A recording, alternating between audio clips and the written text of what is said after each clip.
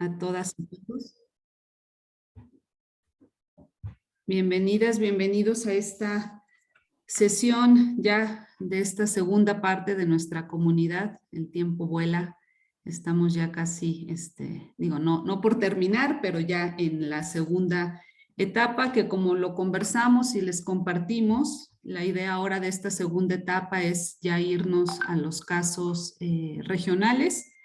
El día de hoy vamos a abordar los avances en legislaciones en América Latina y el Caribe, ya sabiendo que al menos de las regiones del sur global es en América Latina donde más se ha avanzado en el tema y por ende también en legislaciones concretas respecto a políticas de cuidados. En el próximo mes, en octubre, tendremos el caso europeo. Y para la última sesión temática, digamos, en noviembre, tendremos el caso de Asia. Por ahí pues nos quedó pendiente África, quizá es algo que podamos retomar para el próximo año. Y bueno, nuestra sesión final en diciembre, que más bien va a estar dedicada a conclusiones que se hayan tenido durante todas estas sesiones de la comunidad. Bueno, pues el día de hoy vamos a contar con la participación de Patricia Cosani. Patricia ha estado pendiente de la comunidad, entonces sabe de la conversación que hemos sostenido acá. Ella es consultora especializada en cuidados y protección social del área de empoderamiento económico de la Oficina Regional de ONU Mujeres. Y pues la idea con ella, como les decía, es pues conocer estos avances en legislaciones nacionales y en algunos casos quizás subnacionales en América Latina que garanticen el derecho al cuidado.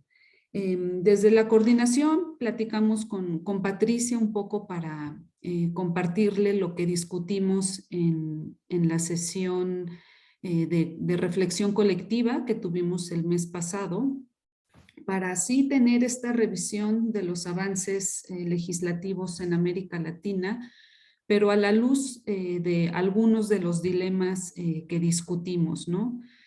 Como la propia definición de cuidados, en qué medida esto que ya hemos dicho varias veces, ¿no? De la polisemia de esta definición, en qué medida pues aparece en la formulación de estas legislaciones. También algo que hemos discutido es, y en este caso, qué legislaciones se definen al cuidado como trabajo y cuáles como derecho, ¿no? Que seguimos en esta discusión si una cosa debe ir primero, si el derecho al cuidado es más bien el concepto paraguas y de ahí se desprenden las otras dimensiones, como lo dijo Valeria Esquivel, siendo el cuidado como trabajo una dimensión que conecta con el tema económico.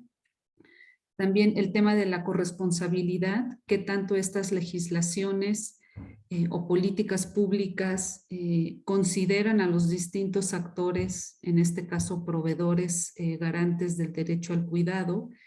También lo que hemos visto, considerando el cuidado como derecho, cuáles deberían ser las obligaciones del Estado y si estas legislaciones de alguna manera lo empiezan a señalar. Otro de los dilemas que también discutimos la sesión pasada respecto a la universalidad, si consideramos al cuidado un derecho humano, pues en qué medida esta universalidad está no solo nombrada, sino pues garantizada.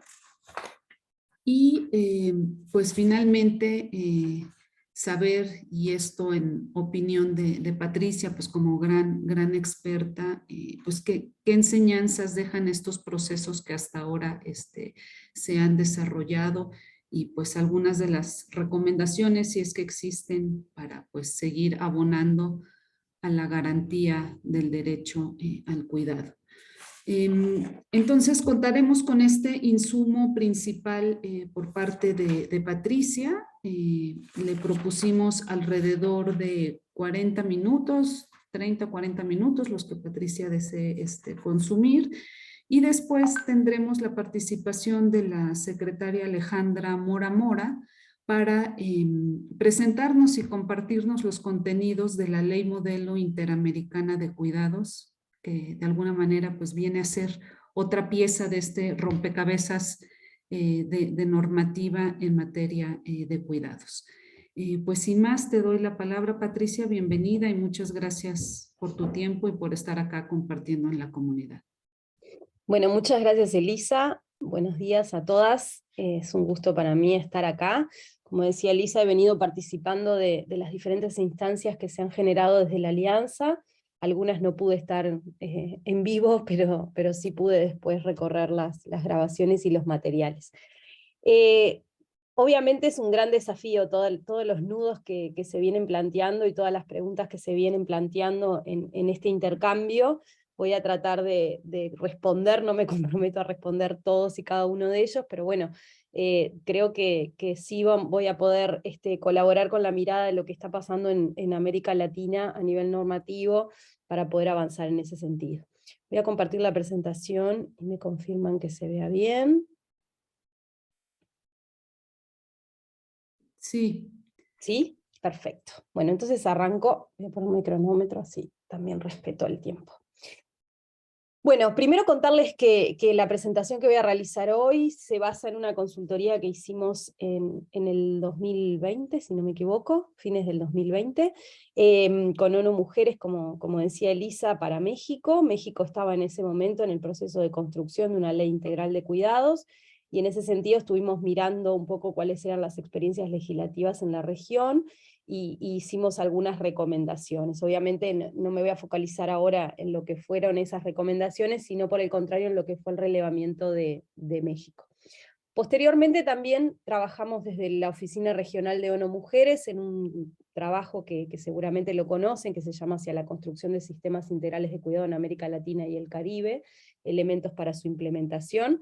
Este trabajo lo hicimos en conjunto con Julio Bango desde ONU Mujeres y con la CEPAL, y de ahí voy a tomar algunas definiciones básicas de lo que implica, ¿no? Como toda esta discusión que veníamos teniendo en torno a lo que es el derecho al cuidado, y el pensar, digamos, en un sistema de cuidados y en su implementación concreta en el territorio.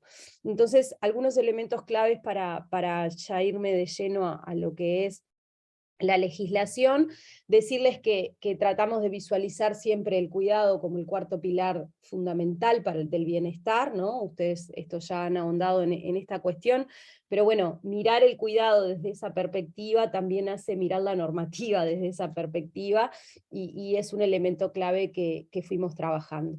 También, obviamente, y esto hay países... Patricia, te ¿Sí? pido un favor nada más, si puedes ir un poco más lento, me piden los intérpretes, Ah, perdón. ayudaría mucho, sí, Bien, gracias. gracias. Y otro elemento que trabajamos también en este documento, que tiene que ver con, y bueno, que les decía que muchos países de la región lo vienen trabajando así también, es bueno, incorporar el cuidado en el desafío de la superación de la pobreza y la reducción de la desigualdad.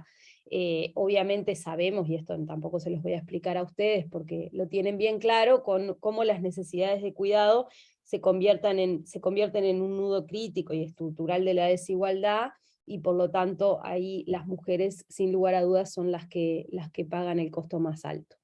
Y también, por qué no decirlo, como un motor de la recuperación socioeconómica post-COVID, ¿no? Atravesamos todos y todas una pandemia mundial que de alguna manera reforzó las desigualdades de género, y en esas desigualdades el trabajo no remunerado, digamos, que es un elemento fundamental. Decirles, obviamente, ya lo han recorrido con especificidad en sesiones anteriores, todos los compromisos internacionales en torno a esta materia, pero lo que quería era básicamente traer esta idea del cuidado, mirarlo como un pilar más, ¿no? Como miramos la educación, la salud y la seguridad social, y cómo es necesario que la normativa específica de las poblaciones objetivo, que luego lo vamos a analizar, incorporen el derecho al cuidado como una cuestión más. Decirles que partimos en el documento bueno, y en el análisis que yo realicé sobre la normativa, sobre esta definición de sistema de cuidados, como el conjunto de políticas encaminadas a concretar una nueva organización social, ¿no? Con la finalidad de cuidar, asistir y apoyar a las personas que lo requieren. Acá, como verán, incorporamos la palabra asistir y apoyar en el entendido de, sobre todo, colectivos de personas con discapacidad, que reclaman como esta visión de incorporar a la palabra cuidado, si bien la palabra cuidado yo creo que tenemos que reformularla y no pensarla como una cuestión de imponer hacia las personas que están en situación de dependencia, así como lo mismo la palabra dependencia, pero bueno, se incorpora esa palabra pensando en esos colectivos. Y también con el objetivo de reconocer, reducir y redestruir el cuidado que realizan mayoritariamente las mujeres, ¿no? Acá empieza como el primer desafío, Laura lo ha mencionado varias veces, esta cuestión de los diferentes derechos de las diferentes poblaciones objetivos que implican los sistemas de cuidado y cómo esa interacción de derechos tiene que estar reconocida a nivel normativo y a nivel de la implementación de la política pública. Esta definición nosotros la traducimos, si se quiere, como en dos cuestiones fundamentales. Por un lado, los componentes del sistema de cuidados. Nosotros decimos que implementar política pública de cuidados no es generar solamente programas aislados, eso de alguna manera va en contra de esta cuestión de los derechos de las diferentes poblaciones, o sea, para poder tener la mirada tanto en las personas que cuidan como un trabajo, como decía hoy Elisa, pero también en ese derecho de las personas a recibir cuidados, necesitamos abarcar, digamos, todos estos componentes. La creación y ampliación de servicios, sin lugar a duda, como un elemento fundamental. Acá resaltamos la idea de que es importante crear servicios que reduzcan la carga de cuidados de las familias, y no generar solamente o descartar, si se quiere, el instrumento de las transferencias monetarias, en el entendido de que las transferencias refuerzan roles. Obviamente ahí después hay que ver cada uno de los instrumentos, cómo se establece y cuáles son las reglas de juego para ellos. Por el otro lado, la regulación de los servicios y la regulación de las condiciones laborales de las personas que trabajan, que además sabemos que también dentro del trabajo remunerado son en la mayoría mujeres. La formación de las personas que cuidan en ese mismo entendido, en el entendido de que no traemos ningún software incorporado, de que sabemos cuidar y que para fomentar la autonomía y la autodeterminación de las personas es muy importante este componente.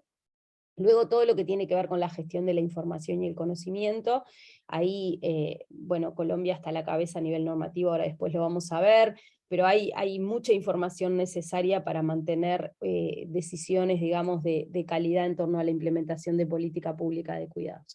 Y por último, pero no menos importante, la comunicación para la promoción del cambio cultural, ¿no?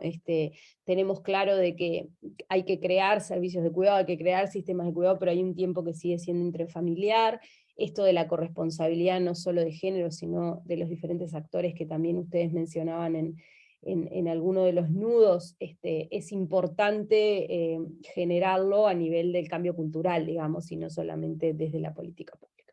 Entonces, un poco, por un lado, como les decía, los sistemas de cuidado tienen como esta cuestión más programática de cada uno de los componentes, y por el otro lado, lo que, a ver si me pasa, lo que nosotros llamamos la dinámica de implementación, ¿no? O sea, identificar cómo los estados pasan a la implementación de la política pública. Y ahí lo que venimos detectando es como la necesaria articulación intersectorial. Si bien, después lo vamos a ver también, hay diferentes modelos en los cuales se ha generado la coordinación de esta gobernanza intersectorial, pero lo que no cabe duda es que se requiere de que cada ministerio, de acuerdo a las competencias que cada ministerio, secretaría, etcétera, ¿no?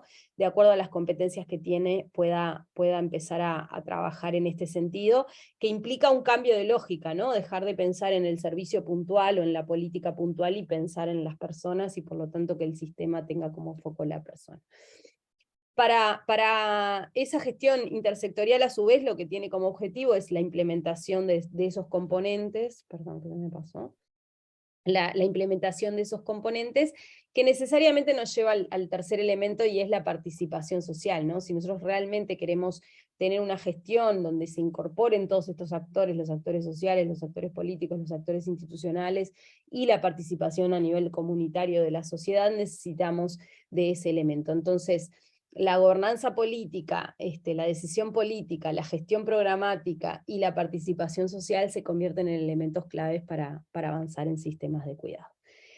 Las poblaciones objetivos, yo creo que acá hay un gran debate que también tenemos que empezar a repensar y bueno, de alguna manera ustedes lo venimos conversando en esta idea de que, bueno, que el derecho al cuidado tiene que ser el derecho a cuidar a otros, el derecho al autocuidado y el derecho a recibir cuidados, y en ese sentido todos y todas a lo largo de nuestras vidas en algún momento nos encontramos en esa situación, ¿no? Y de hecho, bueno, yo creo que las mujeres tenemos muy poco tiempo, muy poco priorizado el autocuidado, y eso tiene que ver también con la prioridad en el cuidado de los otros y las otras. Lo que es cierto es que a lo largo de este tiempo, digamos, se viene priorizando a nivel de la política pública a los niños, a las niñas, a las personas en situación de dependencia, ya sea de forma transitoria o permanente, y a los trabajadores y las trabajadoras del cuidado, y ahí aparece la cuestión de lo remunerado y lo no remunerado. Esto, a ver, yo creo que es una definición bastante amplia. Ahora después vamos a ir viendo caso a caso y algunas modificaciones. Nada, me gustaría que pensemos un poco más en esto de la situación de dependencia transitoria, porque creo que nos abre un poco el abanico en cuanto a lo que se prioriza desde la política pública. Pero no hay duda de que tenemos que pensar en una diferencia, que yo creo que ahí los instrumentos son el normativo y los planes de acción. Los planes de acción se han convertido como en ese camino que va marcando cada uno de los países de acuerdo a las posibilidades y al punto de partida que tienen, y bueno, creo que esa diferencia entre lo normativo y el plan de acción debe reflejar esta cuestión de las poblaciones y la priorización de estas poblaciones, porque me parece que es como el elemento clave. Las orientaciones, los principios, no los voy a recorrer, los ven ahí en la presentación: la solidaridad en el financiamiento, la concepción del cuidado como un derecho, la universalidad, que era otro elemento que ustedes marcaban y que ahí también luego lo voy a mencionar cuando hablemos de los ejemplos concretos.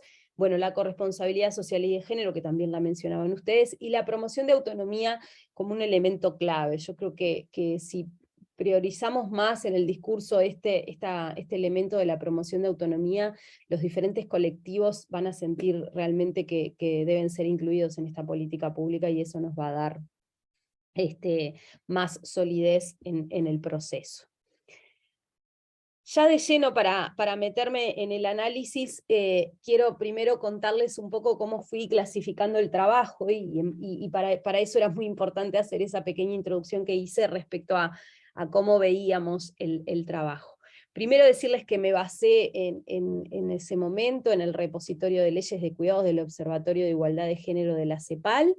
Es el observatorio más completo que tenemos, si bien hay algunas cuestiones que todavía se pueden seguir reforzando, y que obviamente después del trabajo, que fue, como les decía, en una foto en un momento dado, después hubo como un gran avance en estos últimos 2 años en tener proyectos de ley de sistemas integrales. Entonces también el trabajo de estos días me tocó analizar un poco los proyectos que están en este momento en marcha.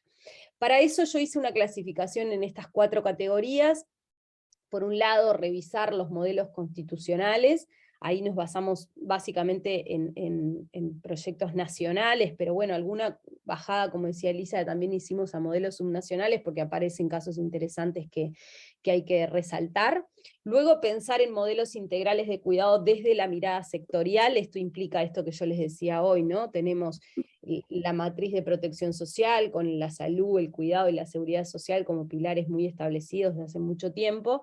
Entonces, imaginarnos al cuidado como una ley integral y sectorial implica, por ejemplo, mirar el caso de Uruguay, que es el que después voy a analizar con más detenimiento.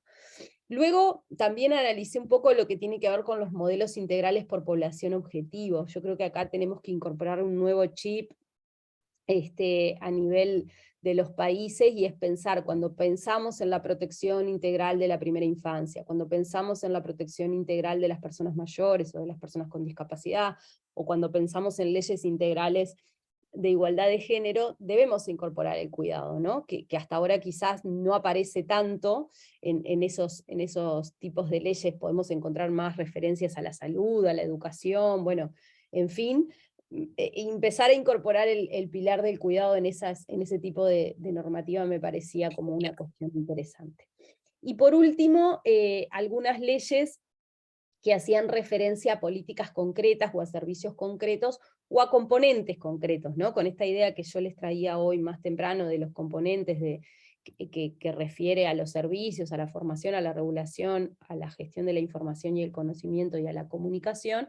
Entonces, bueno, hay leyes que tocan con los cuidados y que hacen referencia a un servicio específico. A partir de esta clasificación mayor, lo que fui trabajando tiene que ver con estas categorías que aparecen abajo, que es el análisis país por país, en la región, y también tomé algunas leyes para mirarlas de Europa, pero mínimas, simplemente como los grandes modelos.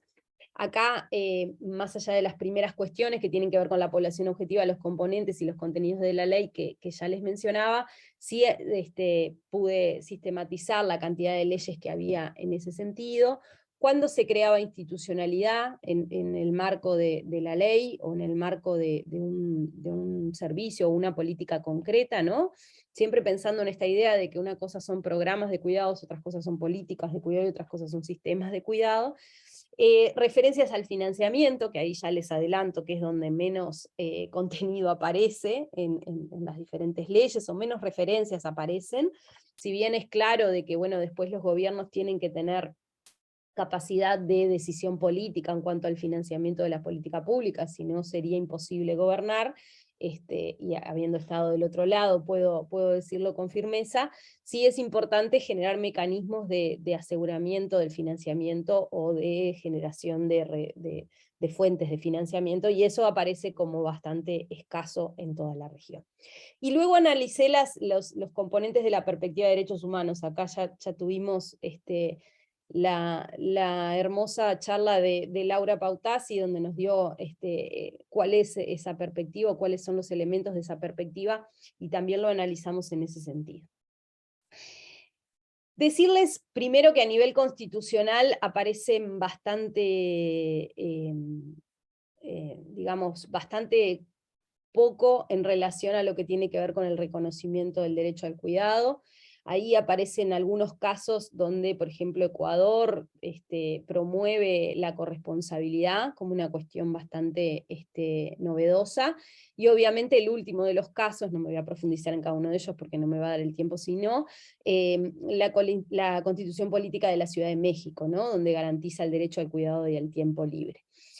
Acá estoy hablando o repasando las cuestiones que ya están aprobadas, eso vale la pena decirlo. Ahora vamos a ir a lo que está en carpeta, pero bueno, es cierto que el resto de las referencias son bastante más antiguas, y que hay mucha carga, y esto ya lo adelanto para el resto de las leyes, que hay mucha carga en relación a las políticas de tiempo, ¿no? O sea, tenemos como una historia muy cargada sobre lo que tiene que ver con las licencias, obviamente con una mirada muy maternalista, de lo que estas políticas de tiempo tienen que regular, pero bueno, es un poco la situación que vivimos, digamos, en torno a las diferentes constituciones.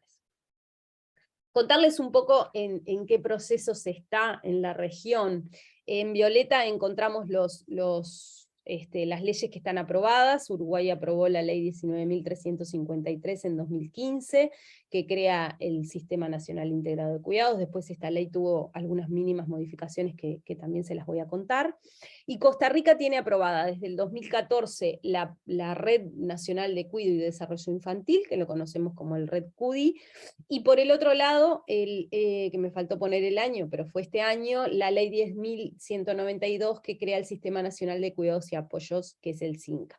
Esto vendría a ser como las dos patas, digamos, del Sistema Integral de Cuidados de Uruguay, ¿no? Por un lado, todo lo que tiene que ver con la Red Nacional de Cuidado y Desarrollo Infantil para la pata de infancia, y para las personas en situación de dependencia, la creación del Sistema Nacional de Cuidados y Apoyo. Después, lo que agregué, porque me parecía que era bueno ver en el mapa las cuestiones que están en carpeta, ¿no? De alguna manera. México, como saben, tenemos la reforma constitucional, que ya fue aprobada por diputados y está siendo analizada por la Cámara de Senadores, donde ahí se incorpora esta cuestión del derecho al cuidado, y también mandata la creación del Sistema Nacional de Cuidados, ¿no? Yo creo que es como muy importante estas dos cuestiones, en el sentido de que de que la implementación se pasa a través de la creación del sistema. O sea, se pasa la implementación, perdón, a partir de la creación del sistema. Y también se presentó el proyecto de ley general del sistema de cuidados en el Senado, donde aún todavía no ha sido aprobado. El proyecto de México también se suma al proyecto de Paraguay, que es un proyecto de ley que crea el Sistema Nacional de Cuidados en Paraguay, que fue presentado en el Congreso en mediados de diciembre del año pasado, y que ya tiene sanción de una de las comisiones en el proyecto. Y estos dos proyectos, tanto el de México como el de Paraguay, tiene como mucha similitud al modelo uruguayo, en el sentido de que recoge los componentes, de que recoge la idea del derecho al cuidar, al autocuidado y me tranqué. Al cuidar y al autocuidado, ahora sí, en condiciones de igualdad y con calidad, al igual que lo hace el modelo uruguayo. Luego tenemos un proyecto de más larga data y que todavía no ha avanzado. Ahora en este momento Ecuador también incorporaba otros proyectos relacionados a la matriz de protección social, y también está más anclado en la Comisión de Trabajo y de Salud, que tiene que ver con el proyecto de ley orgánica que crea el Sistema Nacional Integrado de Cuidados, y la ley de Argentina, que es el proyecto de Cuidar en Igualdad, que crea el Sistema Integral de Políticas de Cuidado en Argentina, que también tiene un gran componente de modificación de las leyes en relación tanto a las transferencias como a las licencias. Entonces, en ese sentido, es un proyecto de ley que tiene como otras características. En relación a las normativas integrales por población, encontramos 35 proyectos, ahora ya hablo de leyes aprobadas. Encontramos 35 leyes integrales que hablaban o que mencionaban o que tocaban de alguna manera los cuidados. Creo que acá hay un elemento importante a resaltar, es que la mayoría de estos proyectos generan espacios de articulación y espacios de participación con actores sociales en relación a estas poblaciones objetivo, ¿no? Entonces me parece que este elemento que yo traía hoy de poder incorporar el nuevo pilar de la protección social como los cuidados, es un elemento que ya se puede ir haciendo, digamos, ¿no? Que ya estas normativas habilitan a que en ese tipo de espacios se trabaje la temática de cuidados. Es verdad que estos espacios consultivos en la mayoría de los casos no son espacios que integran la decisión política, sino que son espacios que están por separado, pero bueno, me parece que sí es un elemento importante para poder avanzar en esta cuestión de socializar qué implican los cuidados y de empezar a incorporarlo en cada una de las poblaciones con las diferencias que eso tiene, ¿no? Entonces me parece que acá tenemos como una fortaleza para adelante que es interesante. Luego contarles que en el caso de las leyes que refieren a los diferentes componentes, son muchas más, obviamente, acá encontramos muchísimas leyes, y que la mayoría tienen que ver con la regulación, ¿no? Y esto implica básicamente políticas de tiempo y licencias, como les decía hoy. Obviamente tienen un sesgo muy maternalista, pero bueno, también hay algunos indicios de otros componentes que son como importantes, digamos, a la hora de construir nuestros pisos para el sistema, ¿no? Y no sentirnos que todavía estamos muy lejos. Sobre leyes de información y conocimiento les decía que ahí Colombia aparece a la cabeza con la cuestión de medir las encuestas de uso del tiempo con regularidad y de incluirlo al sistema estadístico nacional y luego al sistema de cuentas nacionales. Parece que ahí hay un proyecto bien interesante para resaltar. Y después, en relación a los servicios, ¿no? Si bien el modelo uruguayo, por ejemplo, tomó la iniciativa, y ahora se los voy a mostrar rápidamente, de separar esas dos cuestiones, o sea que los servicios sean parte de los decretos reglamentarios y no de la ley. Sí hay leyes que hacen referencia a servicios, y me acuerdo del caso de México que lo tuvimos que revisar para el proyecto de ley, para aportar al proyecto de ley, tenía que ver con servicios de cuidado a la infancia.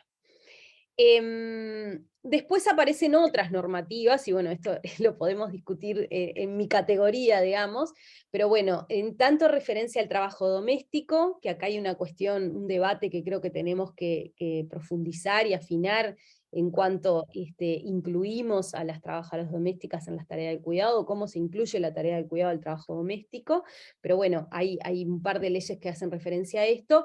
Y lo otro, que también es un debate, lo tengo bien claro, es lo que tiene que ver con la seguridad social, ¿no? Por ejemplo, Uruguay reconoce del trabajo doméstico y de cuidados, del trabajo no remunerado, a 1 año por retiro por cada uno de los hijos que esa mujer tuvo, o leyes como la de seguridad social de Ecuador, que incorpora a las amas de casa al sistema de seguridad social.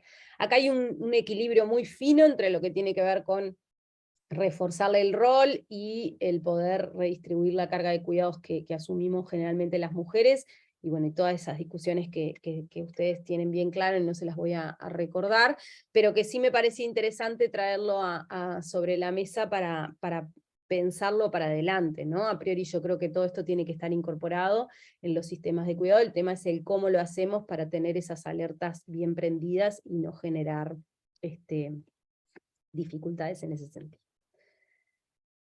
Bien, me meto de lleno en los minutos que me quedan en el modelo uruguayo. Como saben, la ley de Uruguay es la ley que crea un Sistema Nacional Integrado de Cuidados y que está aprobada desde el 2015. Les voy a contar básicamente cuáles son los elementos de la ley, y que obviamente esto se traspola a alguno de los proyectos que, como les decía, toman este modelo como base y que por lo tanto están en este momento en discusión.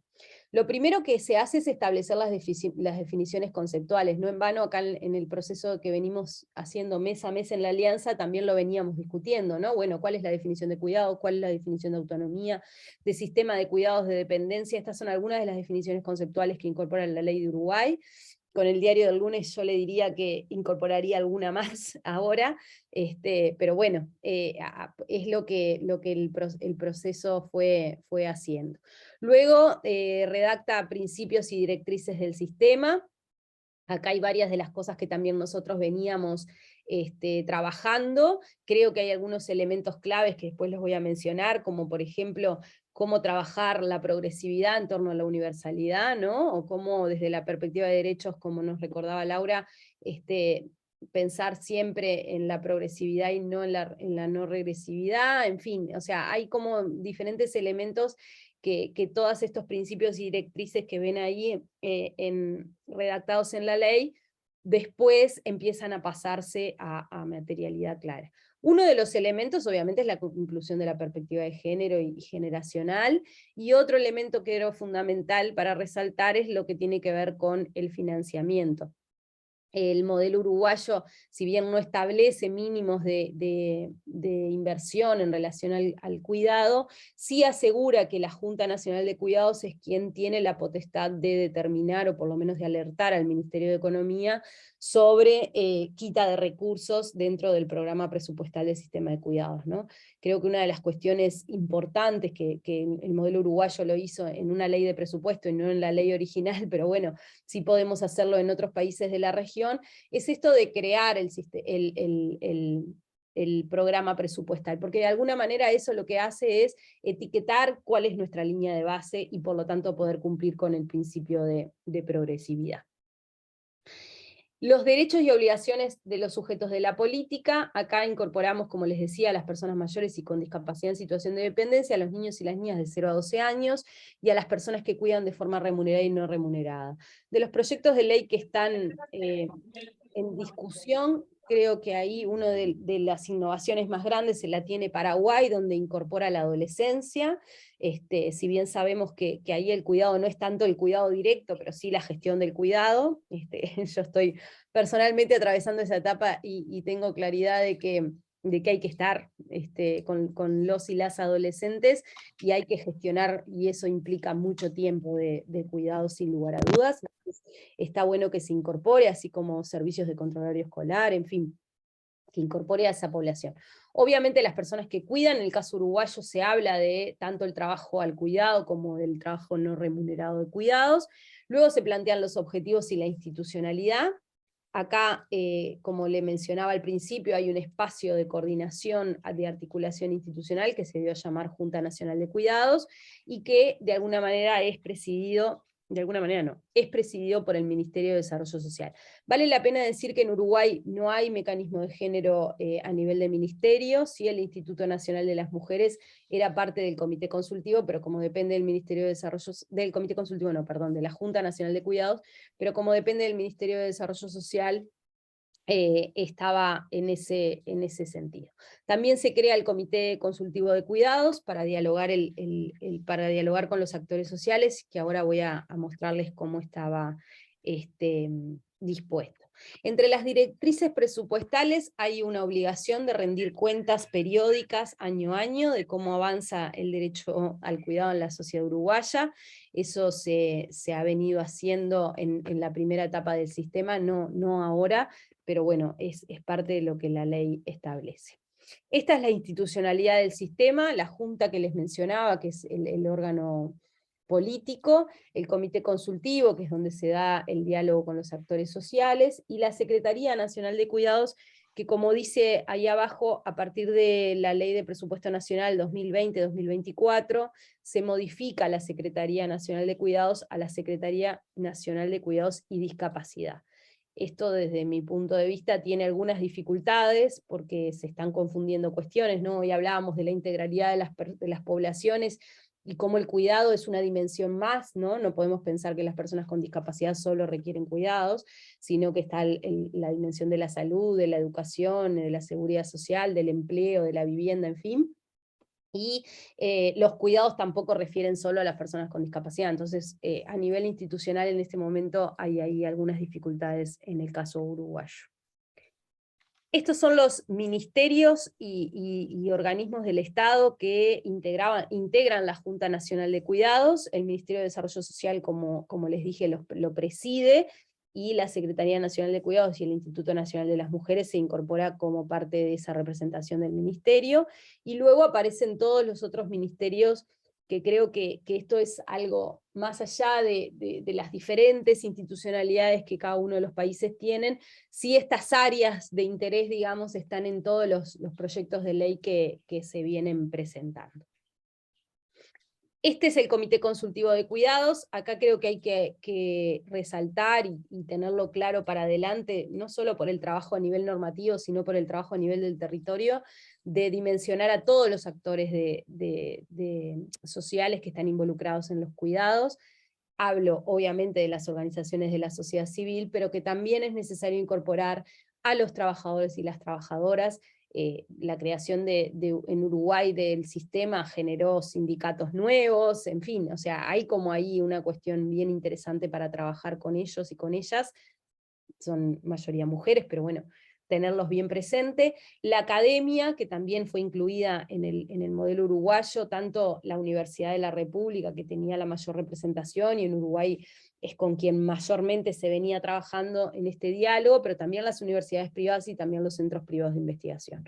Y por último, los prestadores privados de cuidado, ¿no? Este sector, digamos, el mercado va a seguir ocupando un rol dentro de lo que es el sistema. El sistema no solo son los servicios públicos, de esto se trata de pensar un sistema de cuidados que integre tanto al mercado como la comunidad, como las empresas, como las cooperativas, en fin, en ese sentido Uruguay incorporó a la Federación de Cooperativas de Producción del Uruguay, a la Cámara Uruguaya de Empresas de Servicios de Acompañante, que es un servicio en sanatorio que se brinda en Uruguay a través de empresas privadas, y esas mismas empresas empezaron a cambiar sus modelos de negocios a partir de la creación del sistema, y los centros de atención a la infancia y a la familia, que básicamente son gestionados por cooperativas de trabajo de técnicos o por organizaciones de la sociedad civil, pero también se incorporaban al comité consultivo, se incorporan al comité consultivo. Esta es una de las herramientas clave, creo yo, que la normativa establece en el caso de Uruguay, que es la creación de planes sucesivos de cuidados. El primer Plan Nacional de Cuidados fue de 2016 a 2020 en el caso de Uruguay, y el segundo de 2021 a 2025. Tuvimos ahí un bache, pandemia mediante y atraso de presentación del plan, pero es una herramienta muy importante y la cual el comité consultivo, los actores sociales, la sociedad civil, tuvo un rol muy importante en reclamar de que el plan existiera, digamos, porque de alguna manera en los planes es donde vamos a ver realmente si el sistema está yendo progresivamente hacia la universalidad o no. De hecho, una de las dificultades, y que desde la sociedad civil se viene reclamando en el caso del segundo plan en Uruguay, es que está muy difuso, digamos, la cuestión de las metas y del presupuesto, entonces es difícil hacer ese control, ¿no? Pero bueno, de última es como la herramienta que se tiene y que fomentamos que todos los marcos normativos lo incorporen en relación a lo que tiene que ver con poder ver el avance de la política de cuidados. Decirles que hoy se los mencioné al pasar, pero que me parece importante es: se aprobó la ley en Uruguay en 2015 y ahí no terminó el trabajo normativo. Por el contrario, creo que empezó en el sentido de que tuvimos que generar un montón de decretos reglamentarios que acompañaran el armado de la política de cuidados. Creo que uno de los fundamentales es el primero, o bueno, hay varios, pero el primero creo que dio como más cuerpo al sistema, en el sentido de que generamos un decreto que establecía el catálogo de servicios que constituyen el sistema, los derechos y las obligaciones de los usuarios, las definiciones de dependencia y el instrumento para la medición, que es el baremo que mide la dependencia, que en el caso de Uruguay se hizo el periodo de gobierno anterior, en base al baremo de la dependencia de España, y adaptado a través de un convenio con la Universidad de la República, quien trabajó en ese sentido. También se reglamentó los diversos ámbitos, como son la Junta, como son el Comité Consultivo, y también se realizaron luego decretos reglamentarios en torno a servicios que existían o servicios que había que modificar, ¿no? Porque ya existían. El caso de un ejemplo de un servicio que no existía es el ejemplo de la teleasistencia. En Uruguay había una sola empresa que brindaba este servicio, y bueno, a partir del sistema hubo que reglamentar cómo iba a ser el funcionamiento de ese servicio. Y otros decretos que se mejoraron o se reformaron, como el de servicios de asistentes personales, que se incorporó a la dependencia por motivos de vejez también, o el reglamento de la regulación de los servicios de establecimientos de personas mayores, residenciales, hogares de personas mayores. Bueno, también se hizo reglamentos en torno a la formación. Este es un elemento muy importante: quién va a formar, cómo va a formar, qué calidad va a tener esa formación, qué trayectoria laboral va a habilitar. Eso también se hizo una reglamentación. Y lo que sí se modificó en el Uruguay a través de la ley, y bueno, esto habla también de lo que yo les venía mostrando de lo que sucede en la región, es todo lo que tiene que ver con las licencias, que en el caso de Uruguay en 2016 se alcanzaron las 14 semanas de licencia maternal, las 13 días de licencia parental, paternal debería decir ahí, perdón, y los 6 meses de medio horario por cuidados. Estos eran elementos que se aprobaron en la ley de 2013, pero que en 2016 alcanzaron su máximo esplendor, digámosle, y que se necesitaba que el sistema de cuidados garantizara recursos para poder concretarlo, y eso se hizo ahí en 2016. En fin, recordarnos todas estas cuestiones que están acá, este equipo la tiene bien clara, pero bueno, seguir profundizando, y es un honor para mí poder seguir aportando en esto de promover sistemas integrales de cuidados, obviamente por una cuestión de desarrollo de nuestros países en la región, por una cuestión económica, por una cuestión de igualdad de género y por una cuestión de derechos. Así que nada, quedo muy atenta a la presentación de la colega que me sigue, y luego al intercambio. Muchas gracias. Muchas gracias, Patricia. Aquí ya te están aplaudiendo con manitas. Yo ya tengo varias preguntas, pero las vamos a dejar al final de todo el bloque, entonces también para quien quiera ir pensando y formulando preguntas a Patricia. Ahora sería el turno, que ya vi por aquí conectada a la secretaria Alejandra Mora Mora. Bienvenida, secretaria, muchas gracias por acompañarnos.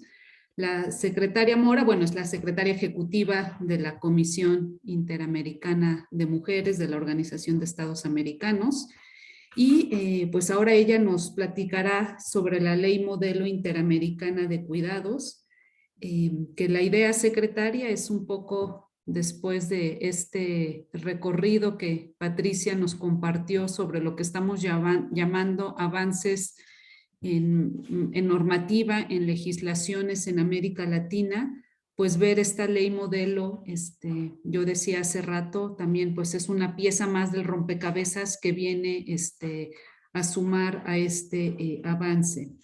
A la secretaria Mora y a todo su equipo, muy eficiente, por cierto, secretaria, su equipo, le pedimos que también, pues con la presentación también lo hiciera a la luz de algunas interrogantes que nos han surgido, ¿no?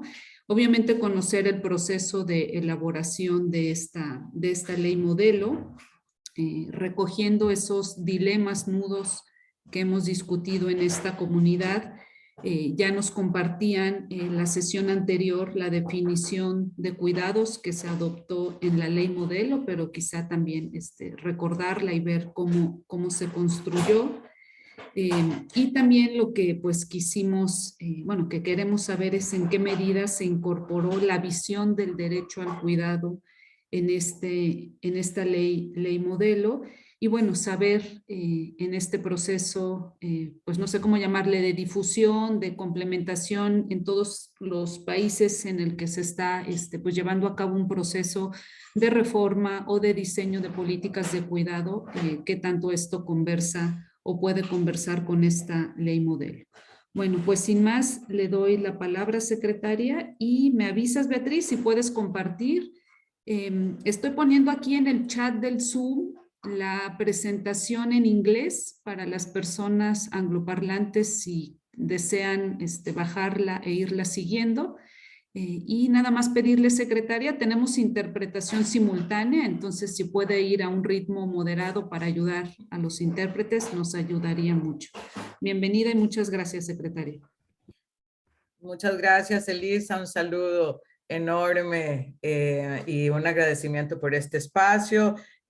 Saludo también a Patricia. Tomé la última parte, querida, de tu exposición para ubicarme un poco, a mi compañera Beatriz y a todas las personas que están en este espacio. Bueno, muy importante justamente decir por qué hicimos nosotros una ley y era cómo conversan todas las distintas competencias de las organizaciones que estamos tratando de empujar el tema de cuidados. Y justamente la Comisión Interamericana de Mujeres, que surgió hace 95 años, les digo que el año entrante cumple 95 años de existencia, surge como un comité de análisis jurídico de las mujeres, que exigió un espacio en la Organización Panamericana en aquel entonces, y luego se crea la OEA y pasa la CIMA en la OEA. Y digo esto porque surge entonces haciendo análisis jurídicos.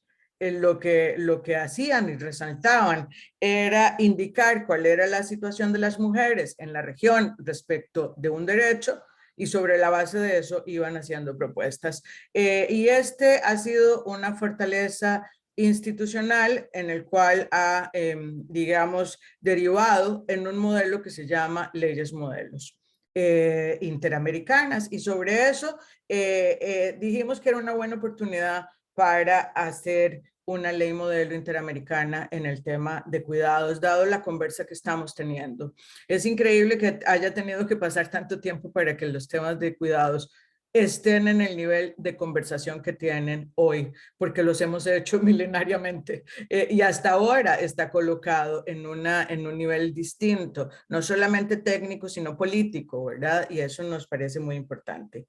Quiero decirles que para hacer esto, primero hicimos un gran esfuerzo por hacer un análisis de cuánto del mundo de lo jurídico convencional, internacional, nos alcanza a las mujeres. Es decir, si todo el protocolo de El Salvador, si las convenciones no son suficientes, porque nosotras seguimos creyendo que el motor del cambio de lo nacional lo constituye lo internacional. Y en esa lógica, el resultado es que no nos alcanza. Y quiero decirles aquí que uno de los propósitos fundamentales de la Comisión Interamericana de Mujeres es lograr una convención sobre empoderamiento económico de las mujeres y que exista normativa específica que nos permita avanzar en esto. Eso es un sueño, como siempre, por eso existimos, porque soñamos y vamos tratando de empujar este tipo de temas. Es evidente que la última convención que como Comisión Interamericana hicimos en el marco de la OEA es Belén do Pará.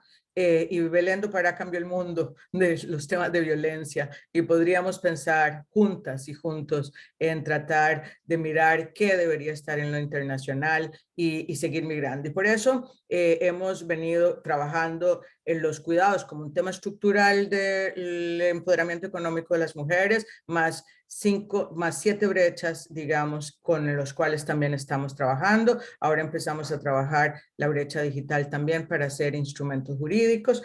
Entonces les cuento esto para que vean un poco en dónde es que está y cómo está organizado el trabajo en esta materia liderado por mi compañera Beatriz.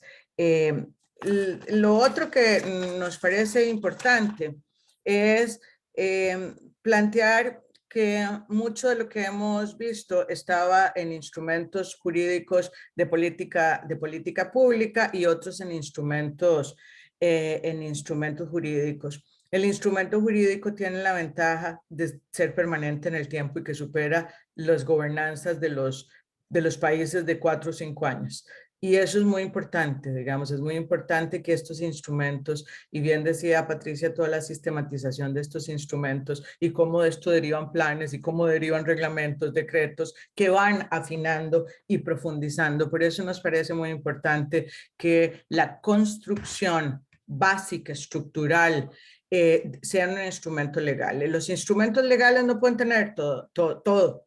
Tienen que tener los grandes paradigmas para que de ahí se vaya derivando. Y ese es el gran acuerdo en esos grandes paradigmas. ¿Qué es lo que hace la multilateralidad? Recoger las buenas prácticas. Es decir, una ley modelo lo que hace es investigar, compilar las experiencias y luego viene un proceso como de consultas para oír a las personas expertas en esto y sus recomendaciones.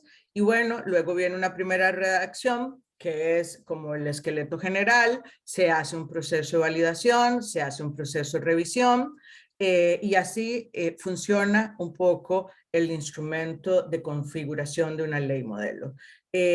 Nosotras a esta ley modelo, luego de que lanzamos la ley modelo interamericana de cuidados, hicimos otro instrumento que es absolutamente paralelo a este, que se llama la guía de implementación.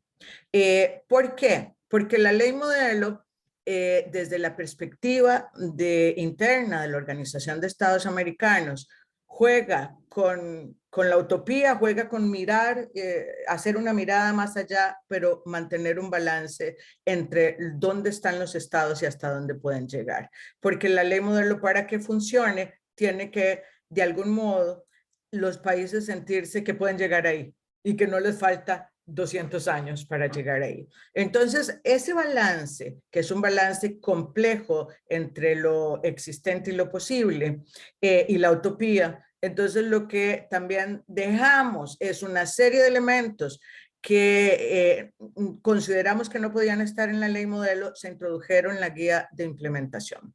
Es decir, la guía de implementación en algunos temas trae y recupera experiencias y lecturas interpretativas, ideológicas, mucho más amplias, que permiten ser un referente para algunos países que han avanzado mucho más, y la ley modelo se queda en un intermedio. Explico esto porque a veces algunos países, los que van más avanzados, podrían no verse reflejado en la estructura de la ley modelo, pero tiene ese objetivo. Es la forma como están concebidas las leyes modelos institucionales, y por eso la ley de implementación es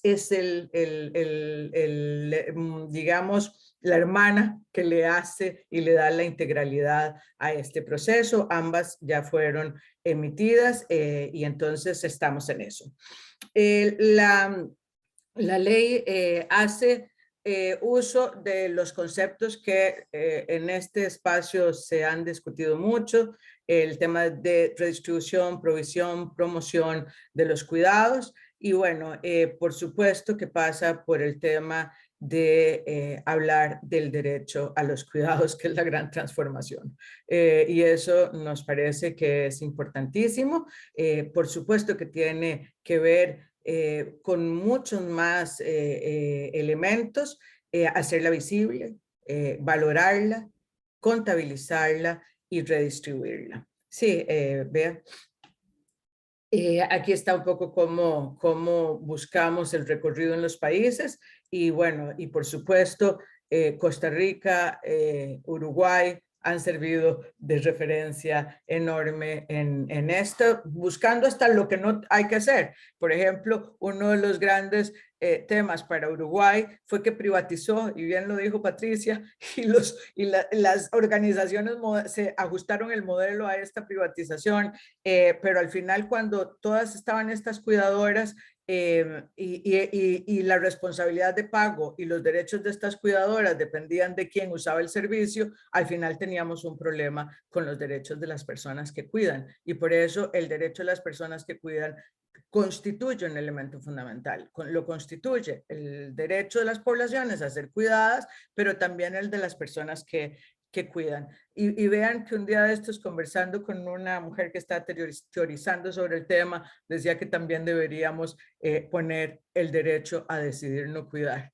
Ojo, que esto es un tema fundamental, es un tema por el que muchas de las personas que estamos aquí, que ya tenemos, por ejemplo, personas adultas mayores y estamos en el mundo de la multilateralidad y en estas obligaciones, no estamos nosotros mismos haciendo el cuidado de esto, y bueno, estamos pensando que entonces el Estado es el gran corresponsable, pero que en el medio de este derecho de las cuidadoras también está el derecho a no cuidar y generar sobre la base de esto el tema de la corresponsabilidad. Vea, bueno, lo que nosotros quisiéramos, y aquí están los ejes de la ley modelo, insisto, reconocimiento, reducción y redistribución. En reducción y redistribución tenemos todo lo que es la corresponsabilidad de los cuidados, quiénes son esos nuevos actores y cómo se organiza esto. En remuneración y retribución está todo el tema de valorizar el trabajo de cuidado, del darle remuneración y todo lo que significa la retribución a través de los sistemas de seguridad social. Y en representación es cómo cuentan las necesidades de las personas que están haciendo el trabajo de los cuidados y cómo tienen derecho a ser oídas en esos espacios donde se toman decisiones. Y eso nos parece fundamental. Sí, Beatriz. Quisiera nada más señalar que los paradigmas en los instrumentos jurídicos son muy importantes. Y como estamos intentando construir nuevos paradigmas, y aquí uno de los paradigmas más importantes es incidir en transformar la segmentación sexual del trabajo, que por cierto es el nudo paradigmático de la segmentación sexual del trabajo, del patriarcado y de todo lo que las feministas hemos dicho. Y aquí creemos que hay un tema fundamental. Y por eso es tan importante la primera parte de la ley que resignifica el concepto de trabajo. De la mano de lo que ha hecho ya la OIT, de la mano, es decir, no puede seguir siendo trabajo en términos generales la transformación de bienes y servicios y que solo a esto se le llame trabajo. Y por eso esa reconceptualización en la primera parte del instrumento es un punto de partida importantísimo. La otra es que es un paradigma complejo del derecho, que es toda la titularidad de los derechos y digamos, del derecho está fundamentado en una profunda individualidad. Y esa profunda individualidad, de algún modo, genera el mundo que tenemos, donde lo más importante soy yo y lo demás que se quede, que es de segundo, tercero y de quinto. Y por eso es muy importante plantear el tema de la interdependencia, porque este concepto de la interdependencia es fundamental a los seres humanos. Somos fundamentalmente personas interdependientes.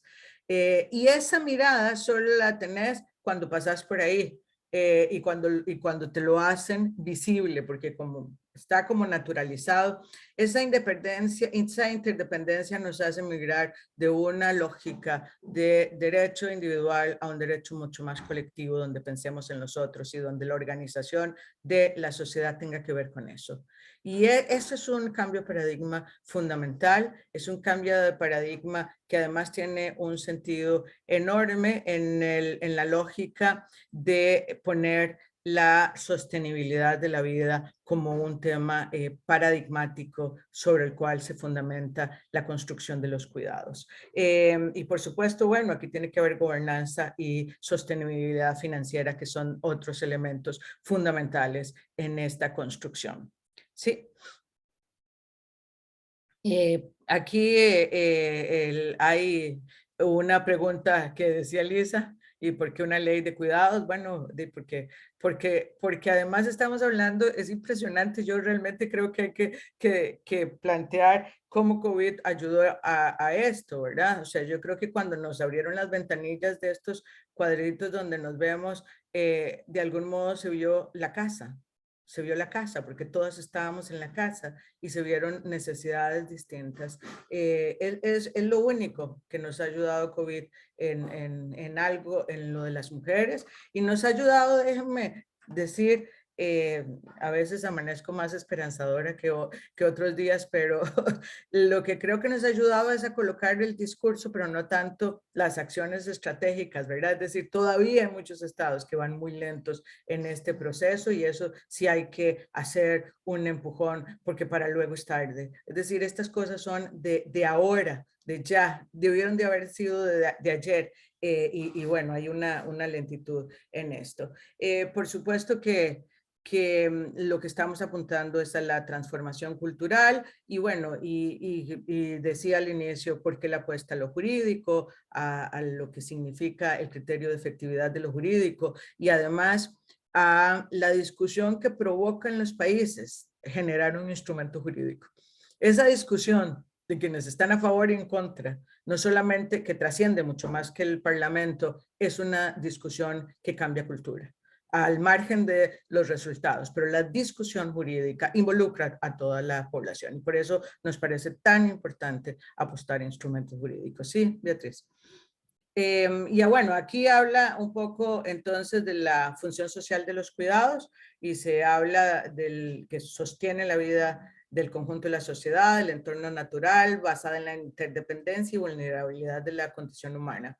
Y por eso nos parece muy importante establecer esta función, describirla, y decía Patricia en la parte que le escuché de la importancia de lo conceptual. Y ustedes sabrán que los instrumentos jurídicos no se puede poner todos los conceptos, por eso la guía es la que tiene la mayor parte de la definición de los conceptos, pero las que pudimos sí recuperar esa construcción enorme que está haciendo nuestra región en relación con este tema y de darle a la función de los cuidados una cosa donde todas sepamos de lo que estamos hablando y de la fuerza transformadora que tiene. Sí. Entonces, los nodos críticos que están recuperados en la ley son 5. El derecho, o sea, el tema de todo lo que significa con los derechos. El otro tema es el de protección social, porque partimos de que esta región, más de 20 países hablan de un estado de bienestar, hablan de esto, y este estado de bienestar tiene que garantizar un nuevo pilar. La mayoría de los instrumentos jurídicos existentes en los países, este estado de bienestar está constituido por pensiones, por salud, por educación y tiene que tener un cuarto pilar y entonces hay que realmente reforzar esta idea. El tema de la corresponsabilidad, el tema de que en cómo es un tema económico. y cómo ubicarlo aquí como un tema económico, y entonces está aquí todo el tema de las alianzas, de la remuneración y el tema de la gobernanza, sobre el cual vi que se refirieron mucho anteriormente y que me parece que es un tema fundamental, porque de nuevo vuelve a lo colectivo y de juntar a las poblaciones en un solo escenario. La segmentación que también ha ocurrido en los países, de que por un lado anda la protección a las adultas mayores, a los niños por otro lado, o sea, no hace ver la lógica de que todos tienen cosas en común y de que esta interdependencia requiere una multilateralidad, una multisectorialidad que pueda atenderlo. Sí. Y aquí está la definición de cuidados, el conjunto de cotidianas de gestión, cotidianas de la gestión y sostenibilidad de la vida, que se realiza dentro o fuera del hogar, que permiten bienestar físico, biológico, emocional de las personas, y en especial de aquellas que carecen autonomía para realizarlas por sí mismos. Comprende el autocuidado, el cuidado directo de otras personas, la provisión de las precondiciones en las que se realiza el cuidado y la gestión del cuidado. Por eso yo comparto con la afirmación de Patricia que con este concepto se resignifica mucho el trabajo doméstico. Muchísimo. Esta discusión en Costa Rica la teníamos enormemente, y era cuáles eran las gestiones que hacían las personas del trabajo doméstico cuando emitimos la ley, en cuyo periodo yo fui ministra, y tuvimos un enorme input, digamos, de esta conversación. No fue posible hacerla, es decir, era pero ahora creo que la podemos volver a instalar, y tiene una enorme repercusión para las cientos y cientos y miles de mujeres que trabajan en esta área, de manera que tiene un impacto también en esa dimensión. Sí.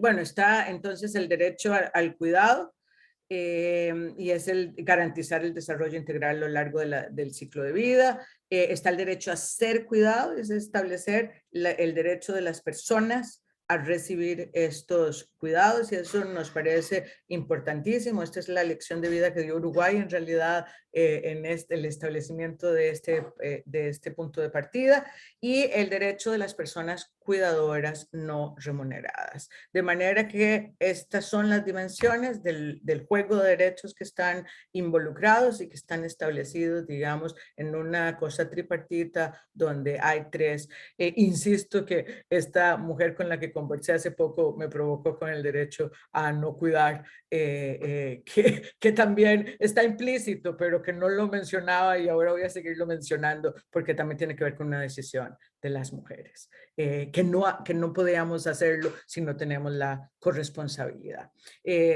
¿Sí? Y entonces, bueno, los nodos críticos, ¿en qué medida contribuye esto, la ley, a garantizar el cuidado? En la lógica de las preguntas que Lisa hacía, y bueno, da la sustancia jurídica para entenderlo como un derecho humano, y por eso digo la importancia de construir desde esa lógica. Lo establece como el cuarto pilar del sistema de protección, establece todos los principios jurídicos de la corresponsabilidad, y por supuesto que le da el tema de la gobernanza. Sí. Cada vez que hablamos de cuando establecemos un derecho, y eso fue tan importante, por ejemplo, en Belém do Pará, cuando decíamos, quienes tenemos muchos años de trabajar en los temas de violencia, y que queríamos hablar de la protección del Estado en la familia, y nos decían que no, que ahí era la relación entre las personas. Ese era un mundo aparte. El gran cambio de paradigma de Belém do Pará, decir que eso también era derecho público, y que cuando estaban presentes otros derechos, y construimos todos los derechos y reforzamos todo el derecho, digamos, lo trajimos al mundo lo privado, el derecho a la integridad, todos estos derechos, el gran efecto inmediato es que el Estado aparece. El Estado aparece como garante. Y yo creo que este es uno de los cambios de paradigma que hay que hacer aquí.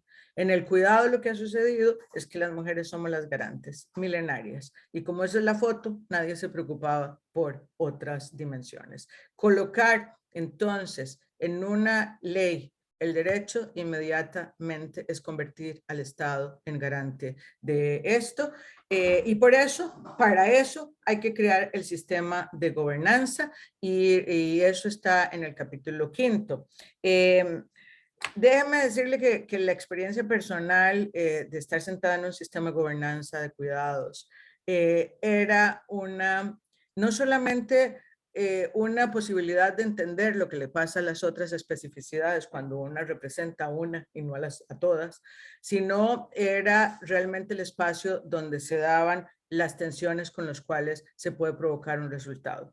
Y daba integralidad porque entendías lo que pasaba con los otros, pero también manejaban las tensiones que antes se manejaban bilateralmente y nos peleábamos bilateralmente por un presupuesto, por una competencia, y ahí se generaba en un esquema de gobernanza distinta, donde otros actores hacían que no se tratara de un complejo discusión bilateral, sino de una cosa mucho más profunda. Es decir, funciona. Es lo que le da coherencia al sistema y una visión integral.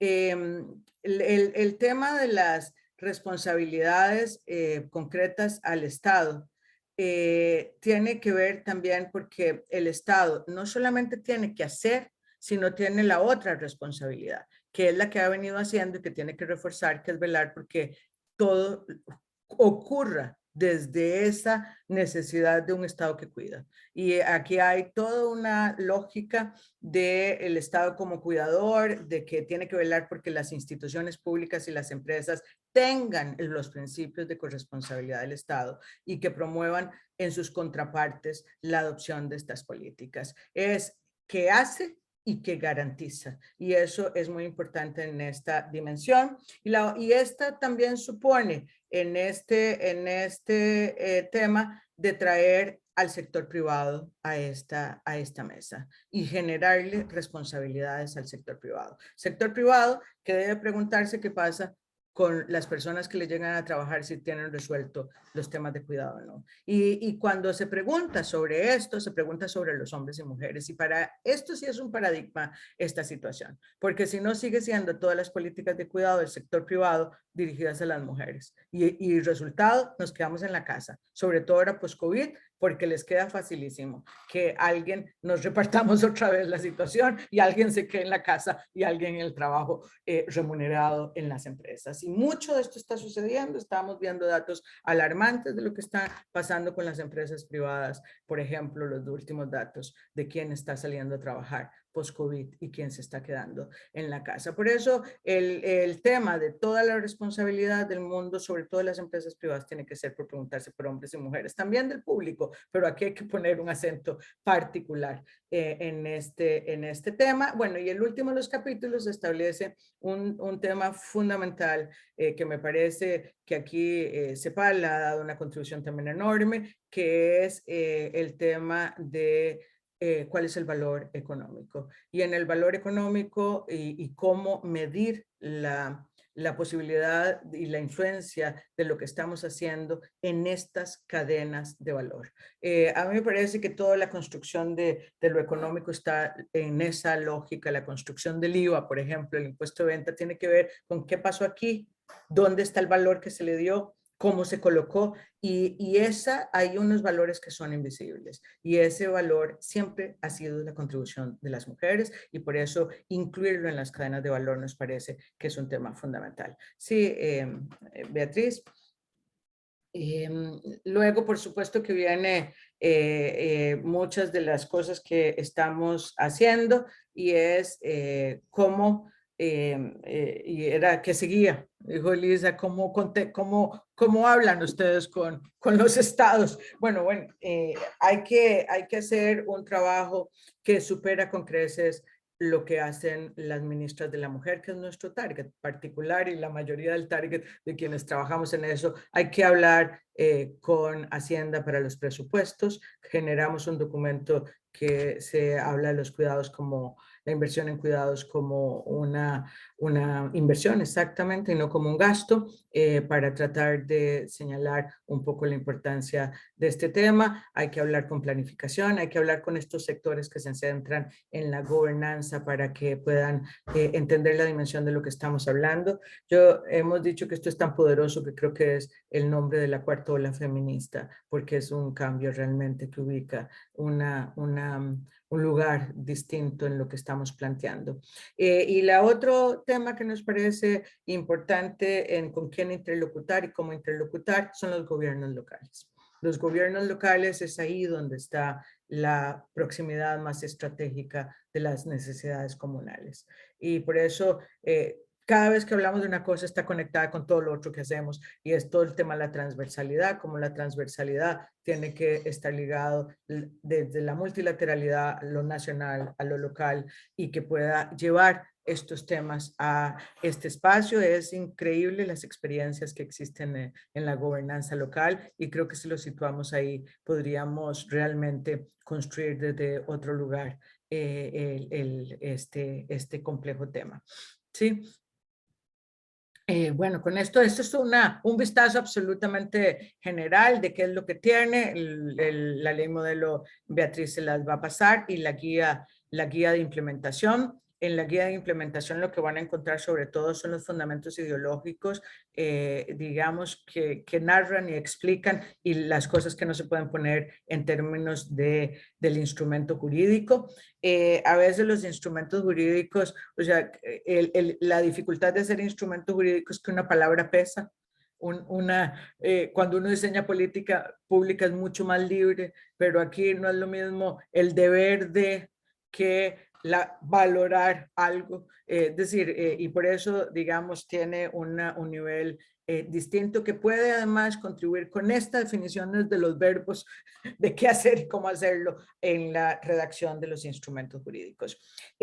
Por ahí va la conversación de la ley, y bueno, yo me quedo atenta para que Beatriz y yo podamos contestar las preguntas que se deriven de esto y fortalecerlas. Siempre hemos dicho que nosotros en la ley de implementación lo que hacemos es irla modernizando la ley. Es decir, la ley es un poco, y esa es la dificultad, y termino con esto, Lisa, que la ley un poco, cuando la logras, se ancla, porque es muy difícil transformarla, pero los mecanismos de interpretación es lo que se van ampliando, y esto significa también la guía de implementación, de manera que ahí vamos resignificando muchos de los conceptos, porque cada vez que generamos un instrumento vamos encontrando 1000 formas mejores, más eficaces, y entonces no puedes cambiar el instrumento jurídico necesariamente, pero sí de dónde se puede agarrar para hacer y resignificar su contenido, y esto lo logramos en la ley de implementación, en el instrumento de implementación. Bueno, muchas gracias, y espero haber sido clara con lo que pretendía dar a conocer el instrumento. Sí, muchas gracias, secretaria.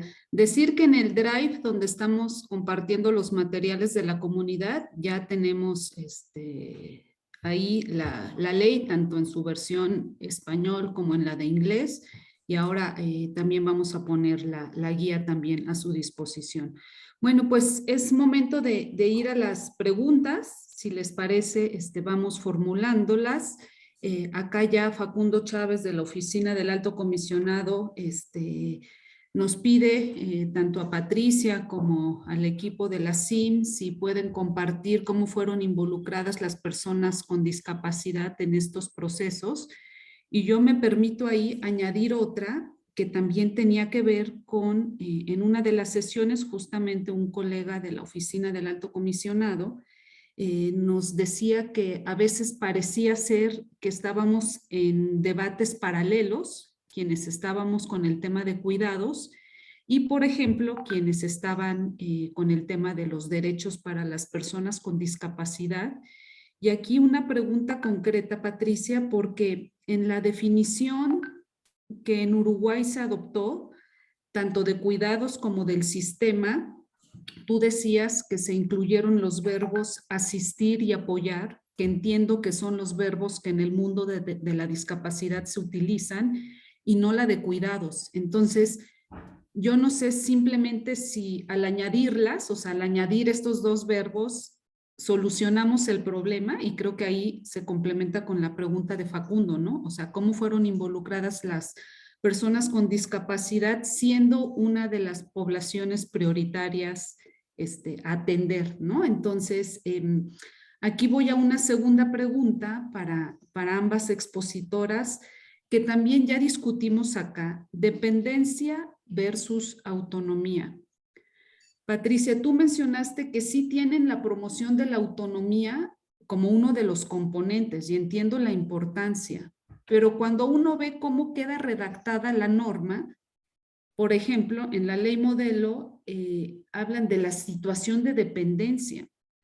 Aquí una parte de la sociedad civil mexicana no nos gusta cómo está descrita, cómo está redactada en la ley del sistema que propuso el Senado, porque se dice que parece que solo queremos gestionar la dependencia.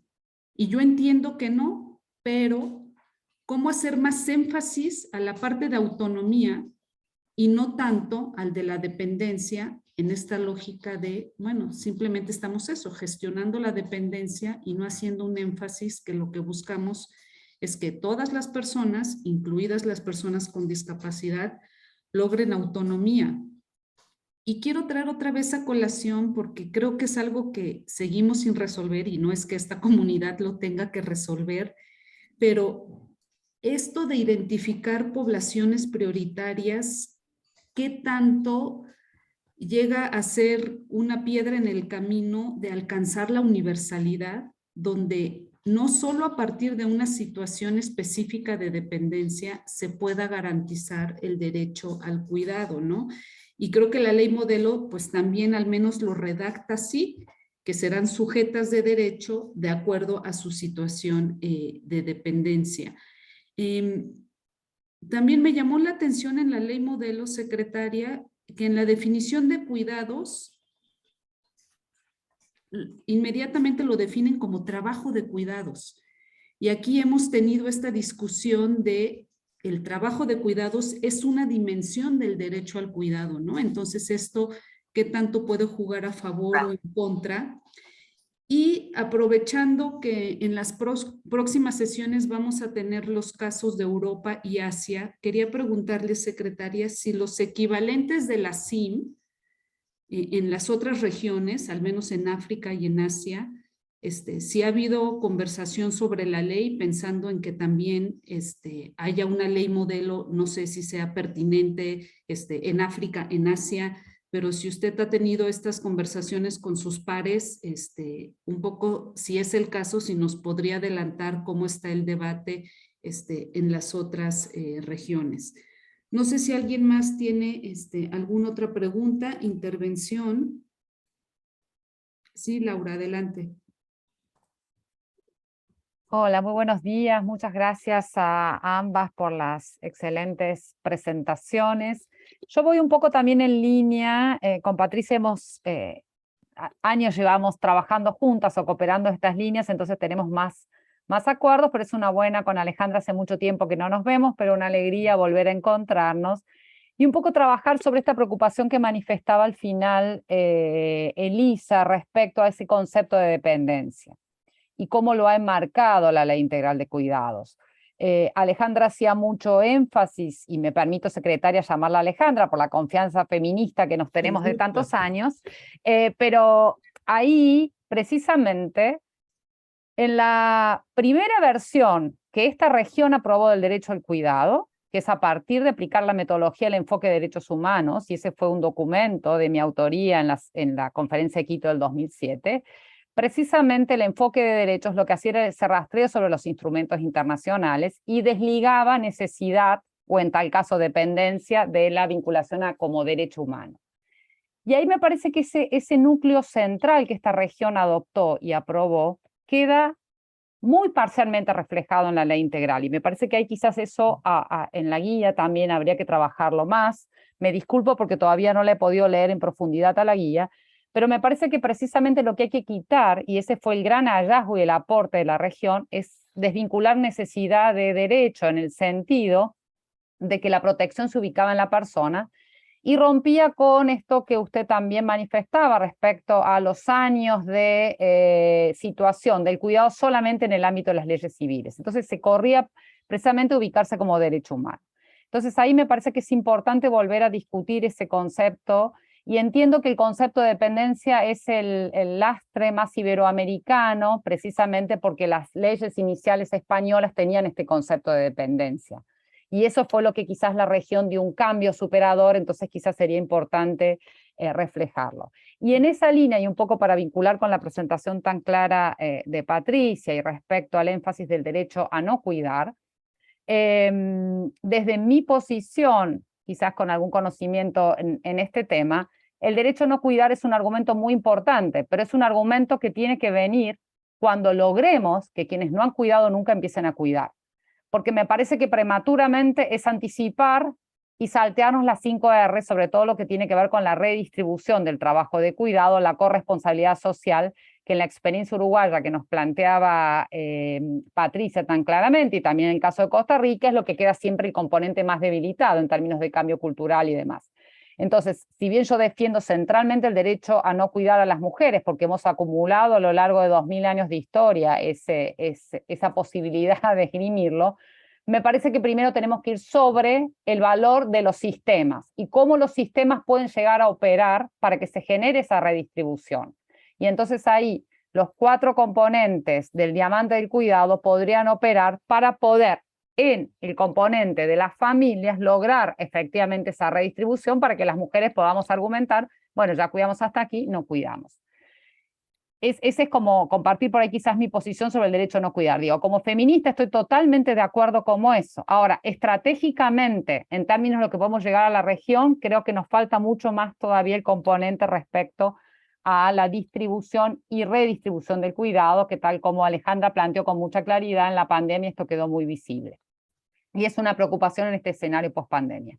Y el último elemento respecto a que creo que tenemos que hacerle mucho más énfasis a la Convención Interamericana de Protección de los Derechos de las Personas Mayores, porque no solamente allí refleja el derecho al cuidado, ya lo hacía la Convención de Discapacidad, pero me parece que ese es un elemento muy importante en este momento para empezar con ese marco normativo convencional para que quede reflejado también en los instrumentos nacionales. Entonces ahí me parece que también hay un elemento para destacar más, como también otro valor regional importante, porque es la primera convención que lo define e incorpora el concepto de derecho al cuidado en plenitud, que no estaba hasta ese momento. El enfoque de derecho nos ayudó a ver que estaba en todas las convenciones, pero que no estaba tan claramente allí. Esas reflexiones. Gracias. Gracias, Laura. Maripili, por favor. Sí, gracias, Elisa. Solamente 2 cuestiones breves que un poco para contribuir a las respuestas de las 2 expositoras, tanto Patricia como Alejandra. Un primer elemento tenía que ver con esto que tú has mencionado sobre conceptualización o no de trabajo. Yo no sé si es mi percepción, pero creo que todavía en gran parte de los países de América Latina, yo creo que en algunos sí se ha logrado este nivel de sensibilidad del reconocimiento del trabajo del cuidado un poco más que en otros, pero en varios de los nuestros todavía hay mucha disputa de reconocer el tema del cuidado como un trabajo. Entonces quizá siento que por ahí va el enfoque de incorporarlo con más fuerza en esta dinámica, incluso de mirar una perspectiva menos rígida sobre el trabajo remunerado como tal, sino en otras miradas, no solamente para el trabajo de cuidado, sino para muchos otros trabajos que se desarrollan en la lógica de la informalidad, que son trabajos que no son remunerados en la perspectiva asalariada como generalmente se concibe. Yo creo que ahí hay que reconocer quizás más la lectura estratégica de por dónde deben entrar y cuánto impacto pueden tener en el efecto que queremos, que es mirar esta lógica de división sexual del trabajo y este desmantelamiento de esta rigidez que existe. El otro tema, que también creo que es un tema que hay que seguir discutiendo y desarrollando, hace poco hemos tenido varios eventos donde hemos tocado el tema de cuidados aquí en Perú con diferentes grupos poblacionales, y el tema del autocuidado hace todavía muchísimo ruido. Y hace muchísimo ruido, ¿por qué? Porque, y ahí lo pongo en la mesa, porque nunca lo pensé y salió. Y lo dijeron hombres en la conferencia que tuvimos sobre entonces la paternidad que no quiere asumirse también es el derecho a no cuidar. Y yo le dije, no, o sea, eso no está en la discusión. O sea, el derecho a no cuidar no te exime de responsabilidades asumidas. Entonces, yo creo que ahí hay todavía mucho por desarrollar, no sé, en reflexión teórica, pero también en aclaración de qué cosa es la maternidad asumida responsablemente y la paternidad asumida responsablemente y el derecho a no cuidar. Yo creo que ahí hay una disputa todavía no aclarada, sobre todo en países como los nuestros, que son eminentemente machistas, y claro, a los hombres se les ha permitido mucho resistir a su responsabilidad con muchos argumentos y a las mujeres no. Entonces, ¿cómo lidiamos con estas cosas que son eminentemente culturales y que no están homogenizadas en todos los países? Solo eso. Sí, gracias. Y aquí nada más comentar lo que nos están poniendo en el chat, ¿no? Respecto a esto de quienes reciben los cuidados, pues no solo verlos como poblaciones prioritarias u objetivo, sino también como titulares de derecho, ¿no? Que creo que eso es uno de los grandes aportes del cuidado como derecho, que incluso a pesar de su condición o situación de dependencia, todas y todos somos sujetos de ese derecho, ¿no? Tanto quien da el cuidado como quien lo recibe, ¿no? Y bueno, ahora sigo leyendo, mientras si quieres, Patricia, una primera ronda de respuesta. Bien, bueno, muchas gracias. Gracias por las intervenciones y por los aportes. Creo que hay un mundo de cosas que tenemos que seguir construyendo en conjunto, ¿no? Digo por esto de que en realidad la ley de cuidados de Uruguay no solucionó la cuestión de atender a las poblaciones con discapacidad. Creo que por el contrario el aprendizaje fue posterior a la promulgación de la ley. Y de hecho fuimos reformando sobre todo en la tipología de servicios o en los servicios que se iban a brindar, y en la formación también, que creo que fue un elemento clave, la cuestión de la incorporación de los colectivos con discapacidad. Yo creo que acá tenemos como varias dificultades. Una fue Uruguay en el primer periodo de gobierno que tomó el tema en la agenda pública, realizó una serie de debates donde las organizaciones de la discapacidad participaron. Yo creo que acá hay como varias dimensiones. Por un lado es la diversidad de las situaciones de discapacidad, que hace que no haya claridad desde parte de los colectivos de cómo abordar la cuestión. Es real que en el caso de la discapacidad física, el reclamo viene de parte de no pensar en el concepto de dependencia, sino pensar en el concepto de la promoción de autonomía, por lo tanto primero eliminar todas las barreras que haya a esa autonomía, que podemos hablar desde barreras físicas hasta barreras, en fin, todo tipo de barreras que existen, y a partir de ahí ver qué tipo de asistencia requieren las personas, y por eso se defiende tanto, y en el caso de la ley de discapacidad en Uruguay, que es previa a la ley del sistema de cuidados, esta figura del asistente personal. El asistente personal como la persona que logra realizar aquellas actividades físicas que la persona en situación de discapacidad no puede realizar por sí misma.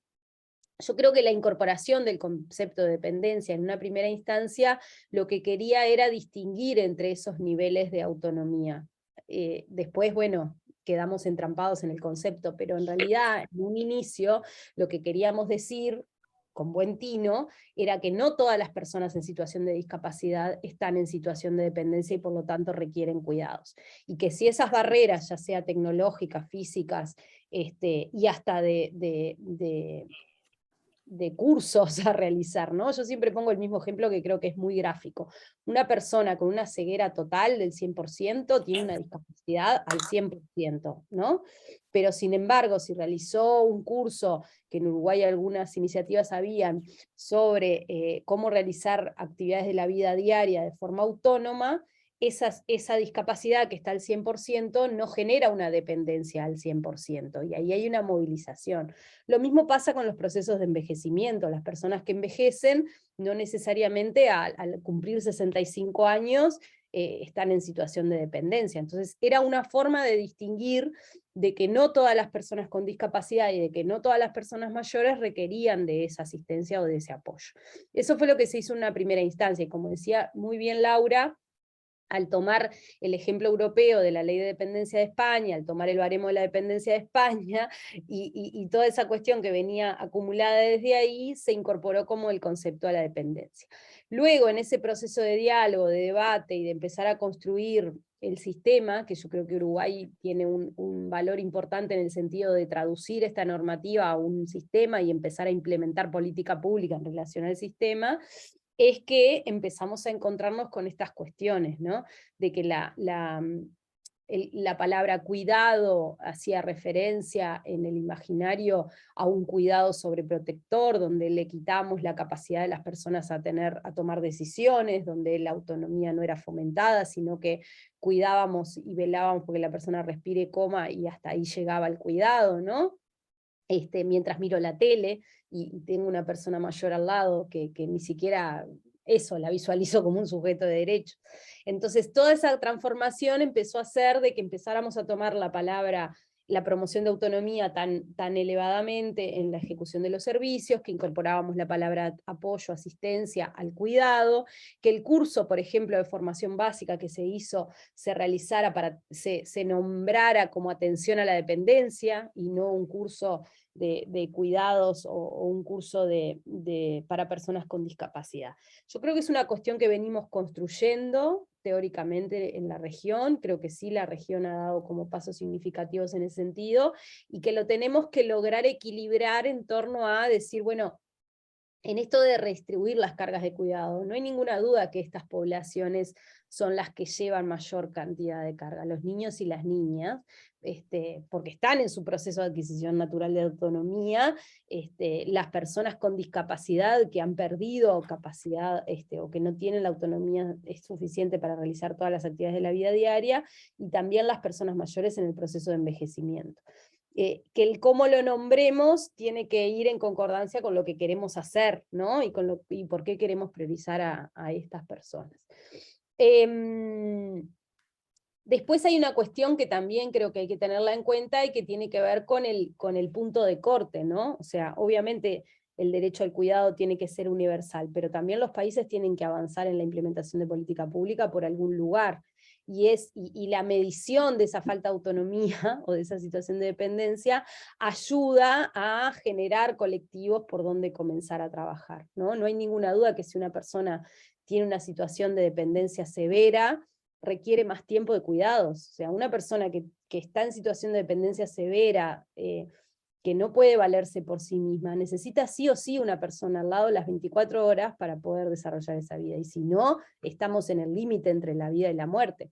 Entonces, no hay ninguna duda de que ahí hay como una carga mayor de cuidados, por más que el espíritu de ese cuidado tiene que ser desde la asistencia, desde el apoyo, desde la autonomía y desde la autodeterminación de las personas, que creo que es el elemento fundamental y lo que se ha vulnerado durante todo este tiempo, ¿no? Es decir, bueno, una persona por estar en silla de ruedas, y como yo tengo que vestirlo, le pongo yo la ropa que quiera ponerle hoy, y no le dejo a la persona elegir cuál es la ropa. Después hay toda otra cuestión que me parece que también debemos empezar a ponerlo sobre la mesa, y que nos hackea todo esto que yo vengo diciendo, que tiene que ver con la salud mental, ¿no? Muchas veces hablamos de la discapacidad y pensamos en la discapacidad física, entonces viene como todas estas cuestiones sobre la mesa. Ahora, cuando las dificultades vienen desde la dependencia, desde la salud mental, aparecen otros elementos que hay que tener en cuenta, y no estoy hablando solo de las personas con discapacidad, también estoy hablando de los procesos de envejecimiento, como el Alzheimer, como las demencias, etcétera, donde aparecen otros elementos donde las personas que cuidan o las personas que asisten o apoyan tienen que tener otras herramientas para poder acompañar esos procesos, y hasta qué punto esto de la autodeterminación, el fomento de la autonomía se puede hacer, o cómo deben realizarlo esas personas, ¿no? Yo siempre recuerdo que la primera llamada que recibió el portal de cuidados de Uruguay era una mujer que era trabajadora del cuidado, que tenía trabajo y que quería formarse, porque necesitaba justamente herramientas para desarrollar la tarea a nivel del cuidado de la salud mental.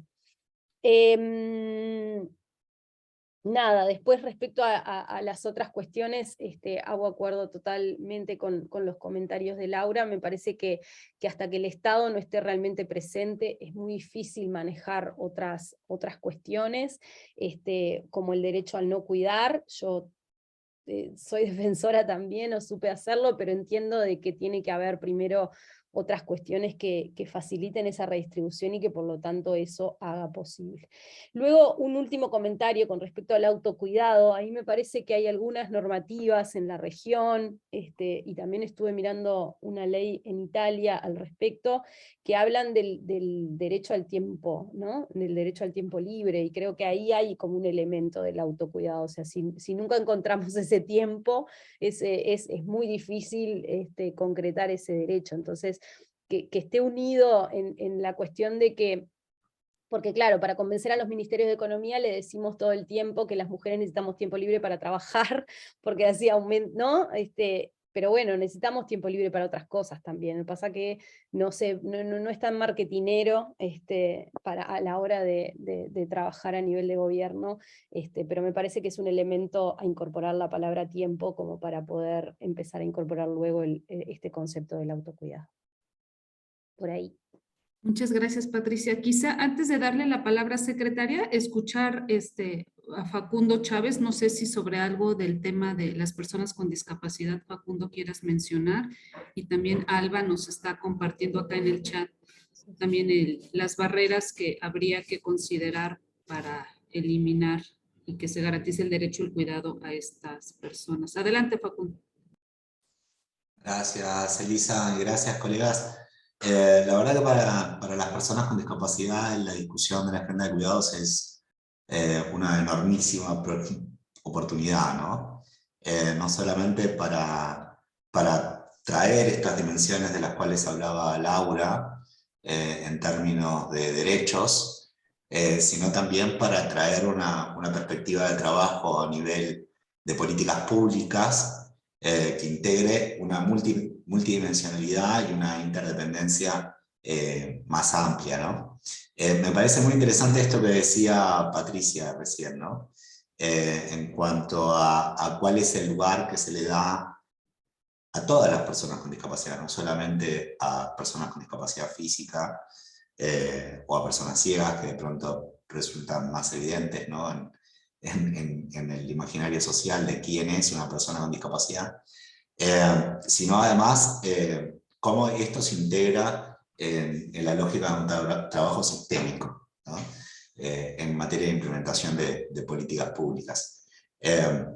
Aprovecho para compartir que el Consejo de Derechos Humanos nos dio un mandato para trabajar los próximos 2 años en esta temática y definir un poco qué es cuidados desde la perspectiva de la Convención de Derechos de las Personas con Discapacidad, y vamos a trabajar evidentemente dentro del marco conceptual que los movimientos feministas han desarrollado hasta ahora para aclarar estas dimensiones.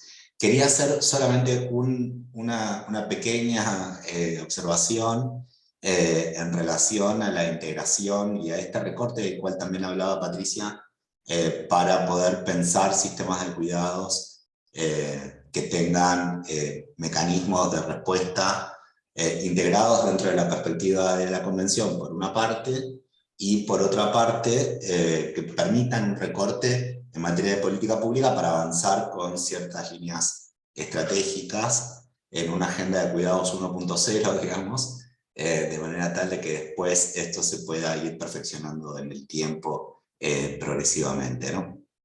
Nosotros estamos trabajando con el marco conceptual que han desarrollado, que esta propuesta que había hecho Laura Beteruté en el año 2007, trabajando sobre las 3 dimensiones del derecho al cuidado y las 3 demandas de política pública tanto del tiempo para cuidado, del reconocimiento a través de la valoración del cuidado y de la sustitución, ¿no? A través de servicios comunitarios, individualizados o colectivos de cuidado, para tratar de avanzar sobre esta línea, ¿no? Trabajar sobre las 3 líneas en términos de redistribución, reconocimiento y reducción de cuidado no remunerado y la integración, en nuestro caso, en materia de derechos de las personas con discapacidad, de personas con discapacidad en todas las edades y en todas las dimensiones, ¿no? Tanto en la provisión, en la percepción y en el autocuidado, y a lo largo de la vida, ¿no? Porque esto también pasa en perspectivas de niñez, en perspectivas de adultos mayores, y en perspectivas de personas con discapacidad adultas. Entonces, un poco el trabajo que estamos organizando ahora, y este informe al Consejo saldrá ahora a fin de año, trata de abarcar todas estas dimensiones y traer estos elementos claves que mencionaba Patricia para avanzar en el diseño de políticas públicas, ¿no? Y lo que hicimos fue hacer este recorte en 6 dimensiones, que están vinculadas con protección social por una parte, tratando de apuntar a los sistemas que ya ustedes están desarrollando en estas 3 dimensiones de demandas, como les llamo por ahora, por ejemplo, en este momento, y lo que tiene que ver con otras perspectivas que tienen que ver con demandas históricas del movimiento de discapacidad, que están reflejadas en la Convención sobre los Derechos de las Personas con Discapacidad, que apuntan a apoyos humanos, como una gran categoría que incluye distintos tipos de servicios y distintos tipos de apoyos, pagos y no pagos, lo que tiene que ver con tecnologías de apoyo, que veía un comentario de Alba haciendo referencia a las tecnologías de apoyo, porque desde una perspectiva de política pública, las tecnologías de apoyo reducen la carga de apoyo humano significativamente. Yo siempre doy el ejemplo de una cosa que una persona empuje una silla de ruedas, y otra cosa que esa silla de ruedas electrónica se mueva por sí misma. Y eso también es un recorte, también alimenta a mejores y más eficientes sistemas. Un tercer nivel que tiene que ver con la perspectiva de transporte, y esto lo refleja la legislación argentina, por ejemplo, o la propuesta de legislación argentina que se presentó este año. Y después 2 dimensiones que también apuntan a esto que vos decías, Patricia, que es incorporar la perspectiva de salud mental y de dónde están los mayores desafíos para personas con discapacidad psicosocial, que tienen que ver con vivienda, por una parte, que es un tema particularmente importante, y completando este foco y volviendo a la discusión que se planteaba antes sobre dependencia, autonomía, etc., cuáles son los 2 pilares fundamentales de la Convención que discuten esta cuestión, que son capacidad jurídica, por una parte, que borra de un plumazo lo que tiene que ver con la autonomía de personas con discapacidad intelectual y psicosocial, principalmente, aunque hay otras dimensiones que también están involucradas ahí, y dentro del marco de la Convención, privación de libertad, ¿no? Que tiene que ver, en el marco del artículo 14 de la Convención, que tiene que ver con estas detenciones arbitrarias que se dan dentro del marco de salud mental principalmente, y en sistemas de protección social, en lo que tiene que ver con estructuras de hogares u otras estructuras que impiden el ejercicio de este derecho a la vida autónoma como lo tenemos nosotros enmarcada dentro del artículo 19 de la Convención, ¿no? Entonces, me parece que en este juego, y en el juego que además propone el marco conceptual de los movimientos feministas en la agenda de cuidados, casualmente se nos da una excelente oportunidad para discutir cómo se redistribuye estos apoyos, incluyendo todas estas herramientas que la Convención de Discapacidad aporta al debate y a la promoción de estas cuestiones, ¿no? Lo que vemos es que estas dimensiones, por eso preguntaba de qué manera se había discutido esto cuando la secretaria había presentado el modelo, porque estas dimensiones tienden a estar ausentes, no solo porque tienden a estar ausentes en el debate en lo más técnico, digamos, sino que también tienden a estar ausentes en cuanto a cómo se integran los sistemas, ¿no? Y creo que acá el movimiento de discapacidad y todo el trabajo que se ha hecho a nivel internacional y nacional en materia de protección social, de apoyos, de vida autónoma, de inclusión comunitaria y demás, pueden aportar muchísimo, muchísimo a este debate y además anclar de una manera más robusta, además de todos estos argumentos que había dado Laura al principio de la conversación, en otro marco de derechos humanos que complementa, y particularmente para la región suma no solamente lo que ya está armado dentro de lo que fue lo que es el marco convencional para personas adultas mayores, que como muchas personas saben está principalmente basado en la Convención sobre los Derechos de las Personas con Discapacidad, sino que además amplía en todas estas otras dimensiones en el desarrollo de política pública, ¿no? Entonces, hay muchas herramientas y elementos para aportar, Elisa ya contó, y que me parece que estaría muy bueno que a partir de ahora, digamos, en esta segunda etapa de esta discusión, podamos integrar de una manera más sólida en este marco conceptual sistémico, para poder pensar en una universalidad, ¿no? Y que esta universalidad no tenga agujeros en el resto de los marcos también, ¿no? Gracias y perdón por lo largo de la intervención. No, muchas gracias, Facundo. Y también decir que aquí en el chat ASACO nos está compartiendo la referencia de un informe para el caso de mujeres adultas mayores y también el tema de sus derechos humanos, que creo que también abona en esta misma lógica que propone Facundo. Ahora sí, secretaria, pasamos con usted para terminar. Bueno, yo diría que esto es como la experiencia del Consejo ese intersectorial que administra la gobernanza de cuidado, y es el tema de la interseccionalidad y cómo cada una de las especificidades requiere bajar un poco más la reflexión que se tiene. Y me parece que eso es fundamental. Evidentemente, recuerdo cuando hicimos la reunión de expertas y cómo cada una iba señalando los distintos matices, ¿verdad? La lógica de cómo no anclarnos en dependencia y migrar a autonomía tiene que estar presente siempre en la discusión. A lo mejor, o sea, debe estar mejor lograda en el documento, en la ley.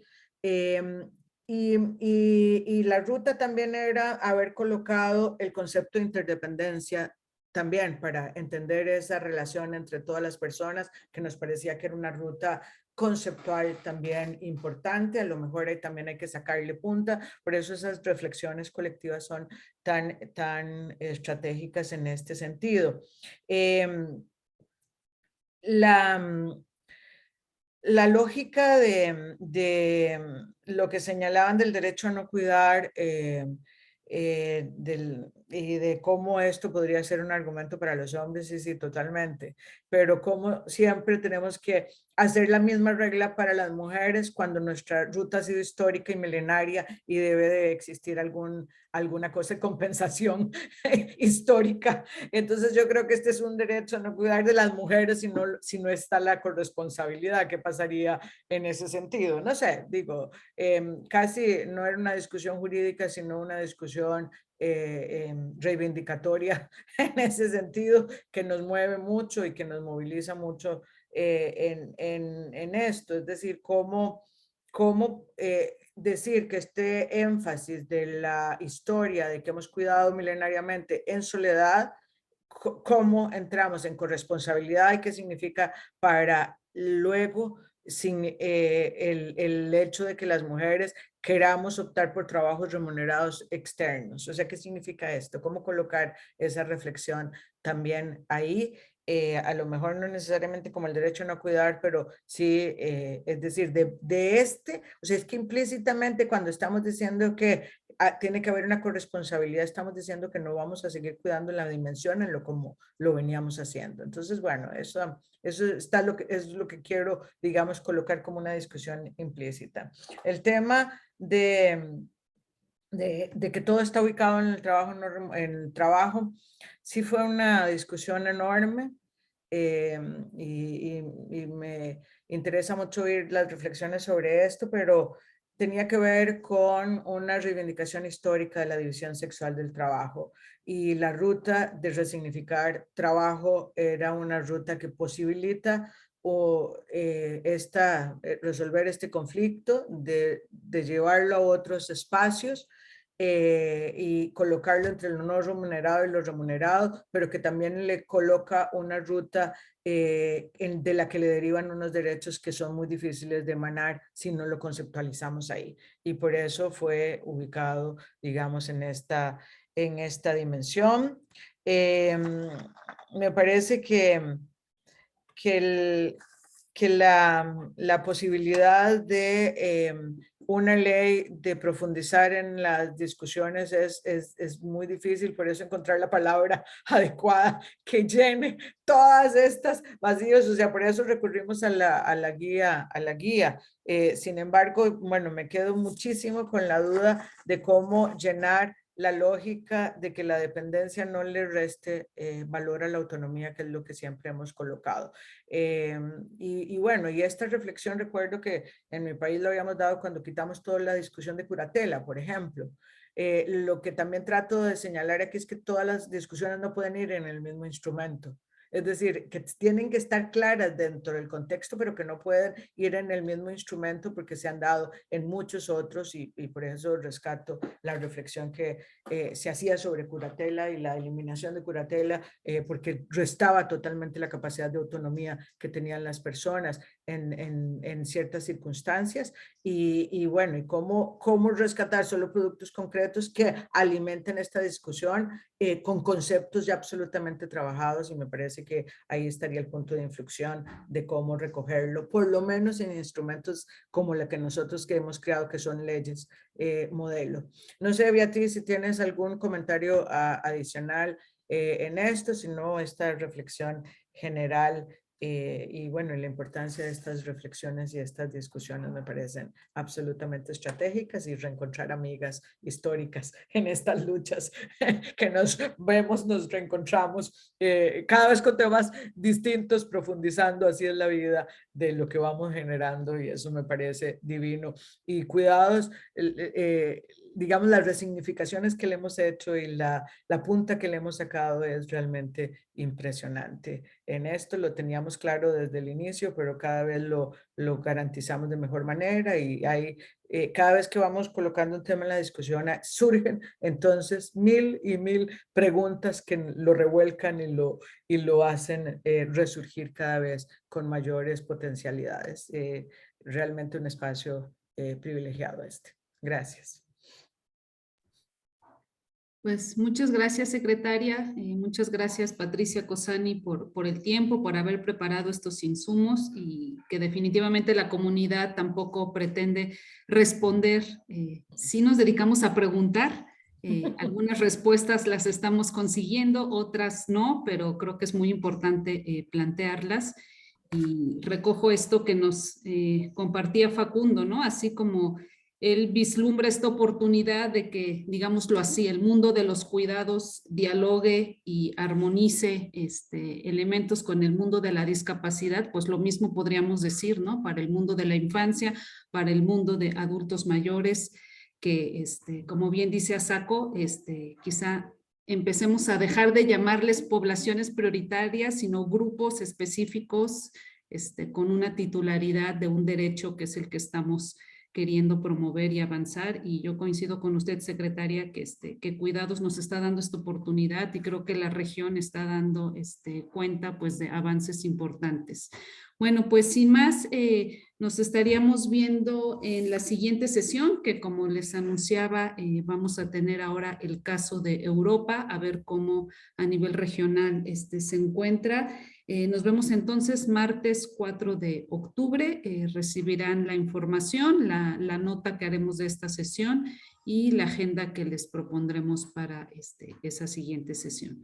Pues muchas gracias a todas, a todos, y que tengan un buen mes en lo que volvemos a vernos. Muchas gracias.